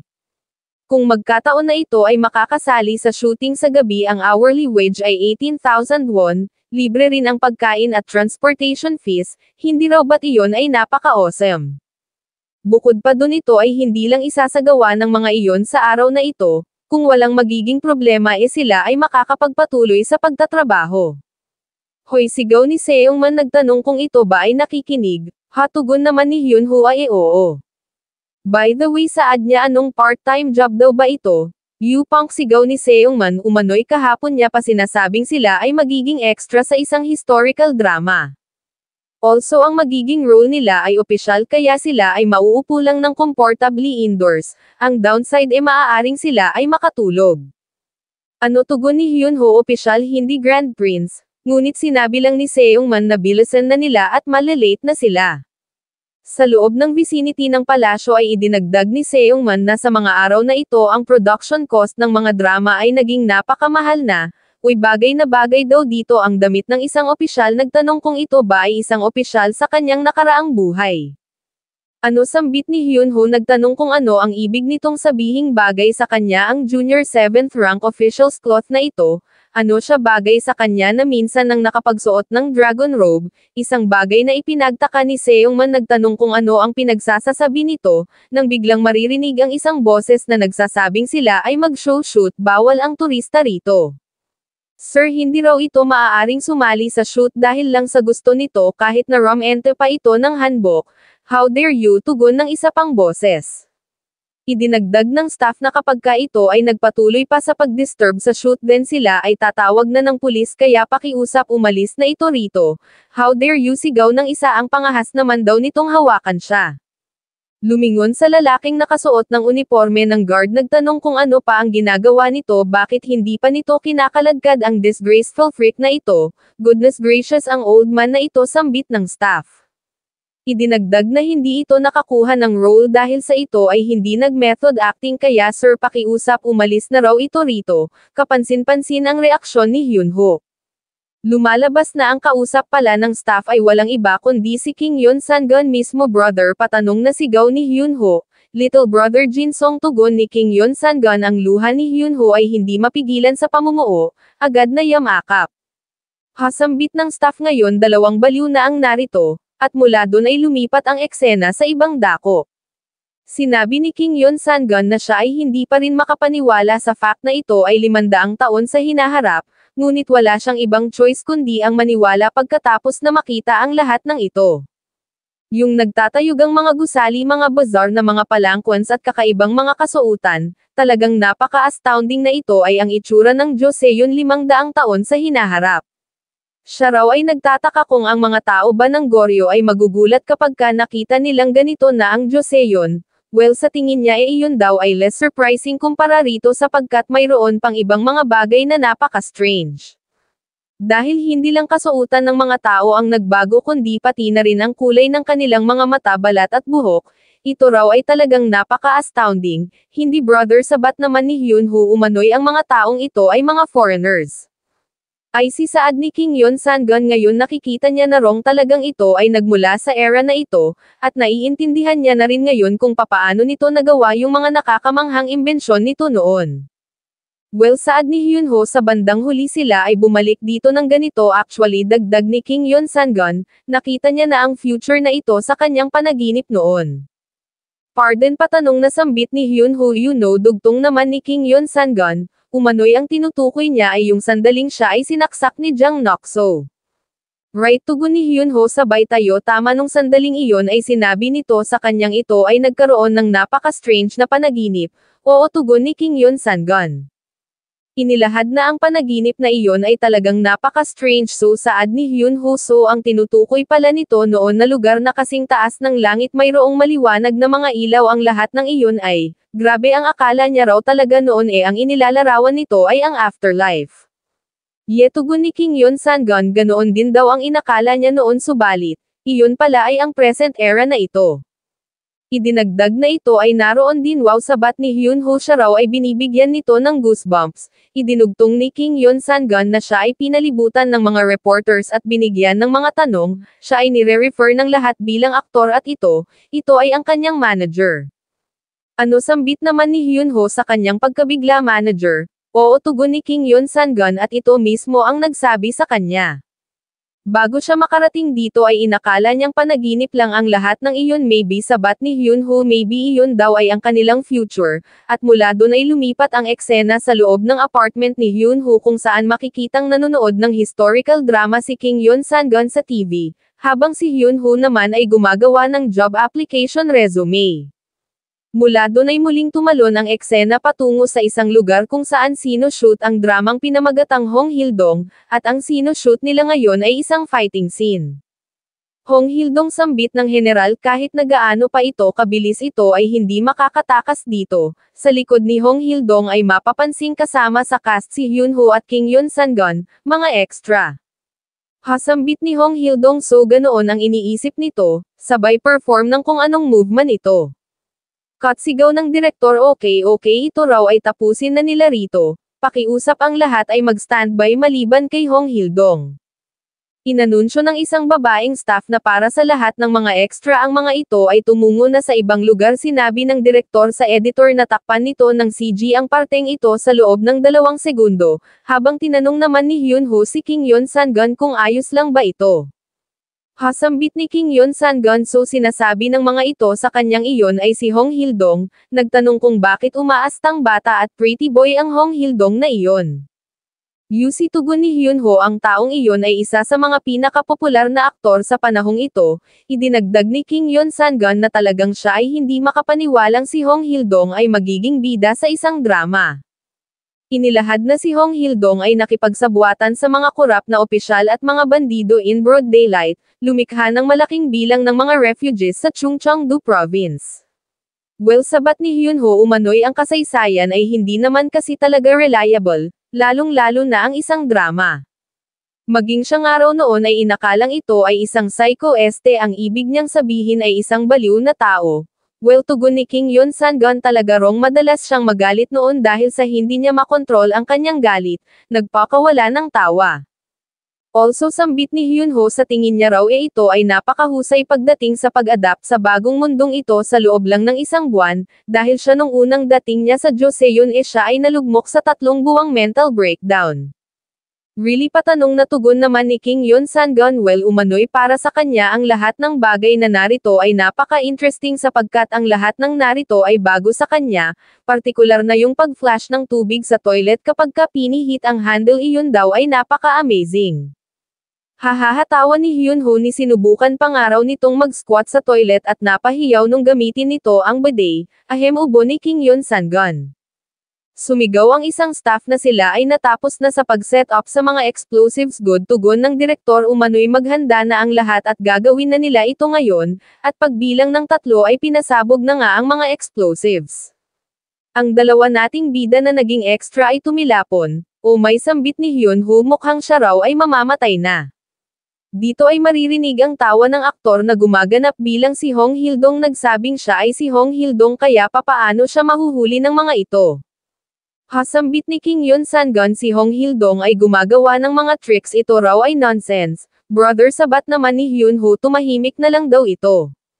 Mula doon ay kinat na ng direktor ang eksena, lumipat ang tagpo sa reception area kung saan makikita ang hanay ng ilang mga food trucks. Wow, sambit ni Hyunho, ang mga putahe sa araw na ito ay napakasarap. Alright, dagdag niya, siya raw ay nakatanggap ng tawag na siya ay nakapasa sa final interview ng pagiging manager, o tugon ni Kim Yeon Sangun, kung ganun congrats little brother Jin Song. Sinabi ni Hyunho na hindi raw ba't sinabi niya na ritong ang pangalan niya dito ay Hyunho Lee, oo tama, tugon ni Kim Yeon Sangun. Idinagdag ni Hyunho na narinig niya ring ang resulta mula sa open audition na dinaluhan nito ay napakahusay. Well, tugon ni Kim Yeon Sangun, siya raw ay sinuwerte lang na ang audition script ay patungkol sa historical drama. Ngunit still, sambit ni Hyunho, ang paraan daw ng pagsasalita nito ay napaka-weird pa rin para sa mga modern drama. Tugon ni Kim Yeon Sangun, at iyon daw ang dahilan kung bakit siya ay bumababad sa panunood ng mga drama upang mag-practice. Pagkaupo ay idinagdag na siya ay dadalo bukas sa second audition kasama ang direktor at ang movie company. Well, tugon ni Hyunho, natitiyak niya rong ito ay magiging ayos lang doon. Oho sambit ni King Yun Sang-gun nang mapatingin sa kanyang plato squid radish soup stir-fried spicy pork stir-fried fish cake macaroni salad at cabbage kimchi, talagang ang mundo raw ay nag-improve ng husto at ang mga pagkain ay naging napakasarap sa era na ito. Especially ang spicy flavor umano'y nung una napapaubo siya at hindi makakain ng anumang maanghang, subalit ngayon ay hindi na siya mapakali kapag wala ito. Right, tugon ni Hyunho umano'y hindi nito alam kung papaano niya na-miss noon ang maaanghang na mga pagkain pagkatapos niyang matransmigrate sa Joseon Dynasty. Nagtanong si King Yun Sang-gun kung where on earth nang galing ang paminta na ito ni ito raw ay wala sa western regions noon. Sumagot si Hyunho na sa tingin niya ang mga ito ay nagmula sa American continent, umano'y mga 100 taon sa hinaharap mula sa panahon nito dumating ang mga iyon sa Joseon. Amerika patanong na sambit naman ni King Yun Sang-gun iyon ba ay ganoon kalayo? Ano hindi ka raw ba maaaring magpadala ng envoy doon upang makuha lang ang mga pamintang ito? Well kung siya raw ay babalik sa era na iyon siya ay pupunta doon upang kumuha ng mga paminta at chili peppers at iyon ay ikakalat niya sa lupain ng Joseon, gayunpaman tumawa lang si Hyunho nagsabing iyon ay imposible dahil sa paraan ng transportasyon sa panahong iyon.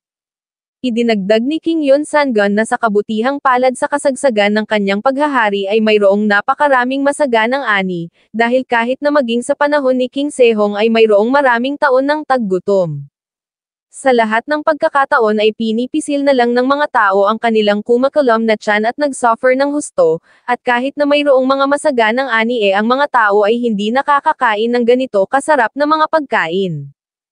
Kung kaya sa ngayon hindi lang sa siya ay masaya at siya ay nagkaroon ng tsansang matikman ang mga masasarap na mga pagkain na ito napaka-heartwarming din na makitang ang Joseon na itinuturing na hindi ganoon kayaman noon ay nagdevelop ng husto, at maraming tao na ang nakakakain ng masarap.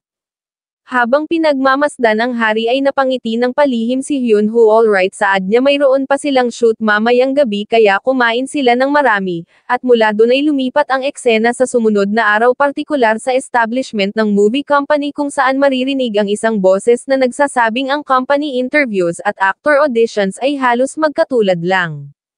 Brother sambit ni Hyunho ito raw ay higit na mas magandang tingnan sa gupit nito at trimmed na biguti really tugon naman ni King Yun Sang-gun, though hanggang sa ngayon medyo awkward pa rin daw ang pakiramdam niya. Pagdating ng isang babaeng staff ay nagsabing ibibigay niya na ang mga script ngunit still ito pa rin daw ay confidential kaya pakiusap ito ay ibalik ng mga ito pagkatapos ng audition, okay tugon ng mga auditionee sabay pasalamat. Habang tinitingnan ang envelope ay pinagpapawisan si King Yun Sang-gun siya raw ay umaasang ito ay isang historical drama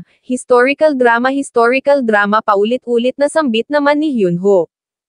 Ang envelope ay binuksan ang nilalaman ay dahan daw ang hinila palabas ganito ang reaksyon ng dalawa, nang makitang ang pamagat ng drama ay I Shall Live as a Prince. Ito ay bullshit sigaw ni King Yun Sang-gun sabay hampas sa script sa mesa sa isang kainan although ito raw ay isa lamang movie, anong uri ng script ito? Umano'y papaanong nangyaring siya ay inilarawan ng mga iyon bilang unruly at vicious lunatic, nagpatuloy sa paglabas ng sama ng loob. Pakiusap sambit ni Hyunho pakiusap ito raw ay kumalma barely na nga lang daw ang pagkakapasa nito sa audition, kaya wag itong makipag-away sa direktor. Idinagdag na syempre ang mga tao sa panahong ito ay walang gaanong alam patungkol sa mga bagay-bagay na nangyari 500 taon sa nakaraan, sinabi ng waiter na narito na ang kanilang order nagtanong kung saan niya ilalagay ang black bean sauce noodles. Pakiusap dito saad ni King Yun Sang-gun idinagdag kay Hyunho na malamang ito ay napakasaya, sapagkat ang aktor na gumaganap sa role na Grand Prince Jin Song ay isang gwapong idol. Hahaha tugon ni Hyunho well sa tingin niya marahil mayroon talagang ilang mga bagay na hindi nagbabago kahit na lumipas pa ang 500 taon, at mula doon ay nagpatuloy sa palitan ang dalawa. Ilang sandali pa ay nagtanong si King Yun Sang-gun kung aling mga roles ang hindi pa decided sumagot si Hyunho na ang aktres na gaganap bilang Grand Queen Dowager In-soo ay pinalitan dahil sa conflict pagdating sa schedule, mayroon pang ilang mga supporting roles na hindi napupunan at bukod doon, ang aktres na gaganap bilang asawa ni Grand Prince Jin Song na si Shin Yeol ay hindi pa napipili. Hindi nakaimak si King Yun Sang-gun idinagdag ni Hyunho na ayon sa direktor as much as possible, ang gusto niya ay isang rookie actress gusto niya ng isang fresh na artista. Gayunpaman kahit na gaano pa kaganda at kahusay ang aktres na gaganap magagawa ba nung ma-portray ng maayos si Yeol, kaya ba nung umarteng pinagkakatiwalaan at minamahal niya ng husto si Grand Prince Jinsong. Hindi dagdag niya pa walang sino mang makaka-replicate sa beautiful soul na mayroon si Yeol, miss na miss niya na raw si Yeol talagang hindi niya inaasahang sila ay magkakahiwalay ng ganito sa loob lang ng isang gabi. Mula doon ay naglakad na pauwi ang dalawa. Ang aura ng lumbay ay nanatili sa pagkapit kay Hyunho, nagsalita si Kim Yeon Sangun. By the way sa ad niya speaking of the movie na sinabi nitong tingnan niya yung Jong Minso, ang acting skills daw ng aktor doon ay talagang napakahusay, hinihiling niya raw na sana siya ay makaarte rin ng ganoon. Umano'y sa tingin niya ang acting career ay talagang napakaastig, nang biglang may napansin si Hyunho isang babaeng lumabas sa isang coffee shop. Yeol patanong na sambit niya sa kanyang isip ang pangalan ni Yeol ay isinigaw, napamura si Kim Yeon Sangun nang biglang tumawid si Hyunho sa kalsada. Huy fucker sigaw ng driver nagtanong kung gusto ba nitong mamatay gusto raw ba nitong mabunggo ni Trokon at ma-reincarnate bilang hero, Hyunho tawag naman ni Kim Yeon Sangun nagtanong kung saan ito pupunta. Ikaw rin sigaw ng driver rin daw ba ang problema nito bakit hindi nito bilisang tumawid, subalit gumanti lang ng mura si Kim Yeon Sangun sabay sabing ang pangahas naman nito. Yeol tawag ni Hyunho kasabay ng kanyang paghabol sa kasamaang palad, ang lahat pala ay isa lamang maling akala. Humingi ng tawad si Hyunho sadyang napagkamalan niya lang daw ito bilang ibang tao, nakahabol na si Kim Yeon Sangun. Ang pamumuo ng luha ni Hyunho ay hindi niya magawang mapigilan mula doon ay nagpatuloy na sila sa paglalakad at makalipas ang ilan pang mga sandali, ay lumipat ang eksena sa loob ng apartment kung saan makikitang nakaligo at nakapagbihis na si Kim Yeon Sangun. Sa kama ay dinatnan niya ang walang kabuhay-buhay na si Hyunho. Umupo sa sahig si Kim Yeon Sangun nagsabing tumigil na ito sa pag-asta ng ganito at subukang ikumpos ang kanyang sarili, hindi ito maaaring maging malungkot na lang sa magpakailanman. You know what dagdag niya pa maging siya ay miss na rin ang kanyang asawa tulad nito iyon ay isang napakabuting tao, palaging nagtitiwala at nagmamahal sa kanya kahit na siya ay isang napakasamang tao. Iyon ay palaging patient sa tuwing siya ay wala sa kanyang sarili naghihintay lang na siya ay bumalik sa tamang landas, at maybe iyon ang dahilan kung bakit iyon ay hindi niya magawang matignan sa mukha. Kaya ngayon pakaisipin daw nito ng mabuti kahit na gaano pa sila kapangit sila ay nabiyayaan ng asawa, at sa kabila ng katotohanang siya ay tumawid sa oras ito ay muli niyang nakita rito. Kung kaya hindi raw ba nito naisip na baka balang araw ay muli rin nitong makikita ang kanyang reyna. Well ang hula niya raw ay oo at siya'y nakakatiyak doon. Mula doon ay lumipat ang eksena sa estasyon sa loob ay makikitang nagtipon ang mga crew at staff, nagtanong si Hyunho kung nabasa na ba nito ang revised na script. Sumagot si Kim Yeon Sangun na oo maraming binago subalit still mayroon pa ring kaunting, ay sabat ni Hyunho talaga rong ang direktor ay nag-work hard ng husto ma-revise lang ito. Sa parehong pagkakataon ay inanunsyo ang pagdating ng direktor everyone bungad nito pakiusap welcome ng mga ito ang babaeng ito ay ang kanilang magiging female lead, wow sambit ng isa habang nagpaabot naman ng pagbati ang babae. Ang paningin ni Hyunho at Kim Yeon Sangun ay napako sa kanya inilahad ng direktor na nagkataon lang na nakasalubong niya ito sa daan, ito raw ay napakaganda sa ilalim ng kanyang mask kaya kinausap niya ito. Ito ay walang anumang interest sa pag-arte subalit sinubukan niya itong kumbensihin at sa bandang huli, nakumbensi niya rin. Ngayon sa tingin ng mga ito hindi raw ba't ito ay kamukhang kamukha ni Shin Yeol na makikita doon sa larawan, nagsalita ang babae. Nagsabing first time niya lang umarte kung kaya siya ay hindi sigurado sa kung ano ang gagawin kaya pakiusap siya raw ay gabayan ng mga ito. Coincidentally dagdag ng direktor sabay tawa, coincidentally ang tunay daw na pangalan ng babaeng ito ay Shin Yeol din. Sambit ng mga staff nagtanong kung seryoso ba ito, no joke tugon ng direktor siya raw ay nagsasabi ng totoo. Nang matuon ang atensyon ng babae kay Hyunho at magkaroon ng ganitong reaksyon ay hindi mapigilan ang pamumuo at pagtagas ng kanyang luha sa parehong pagkakataon ay ganoon din ang babae, sapagkat ang babaeng ito ay walang iba kundi ang mismong Yeol na kilala niya ang babaeng kanyang minamahal ang kanyang asawa, ang kanyang reyna. Ang dalawa'y tumakbo patungo sa isa't isa at though sa kabila ng katotohanang dito na tinapos ng author ang kwentong ito siguro naman hindi kalabisang sabihin, na ang love story ng dalawang tumawid pa sa daloy ng oras at panahon ay nagkaroon ng happy ending.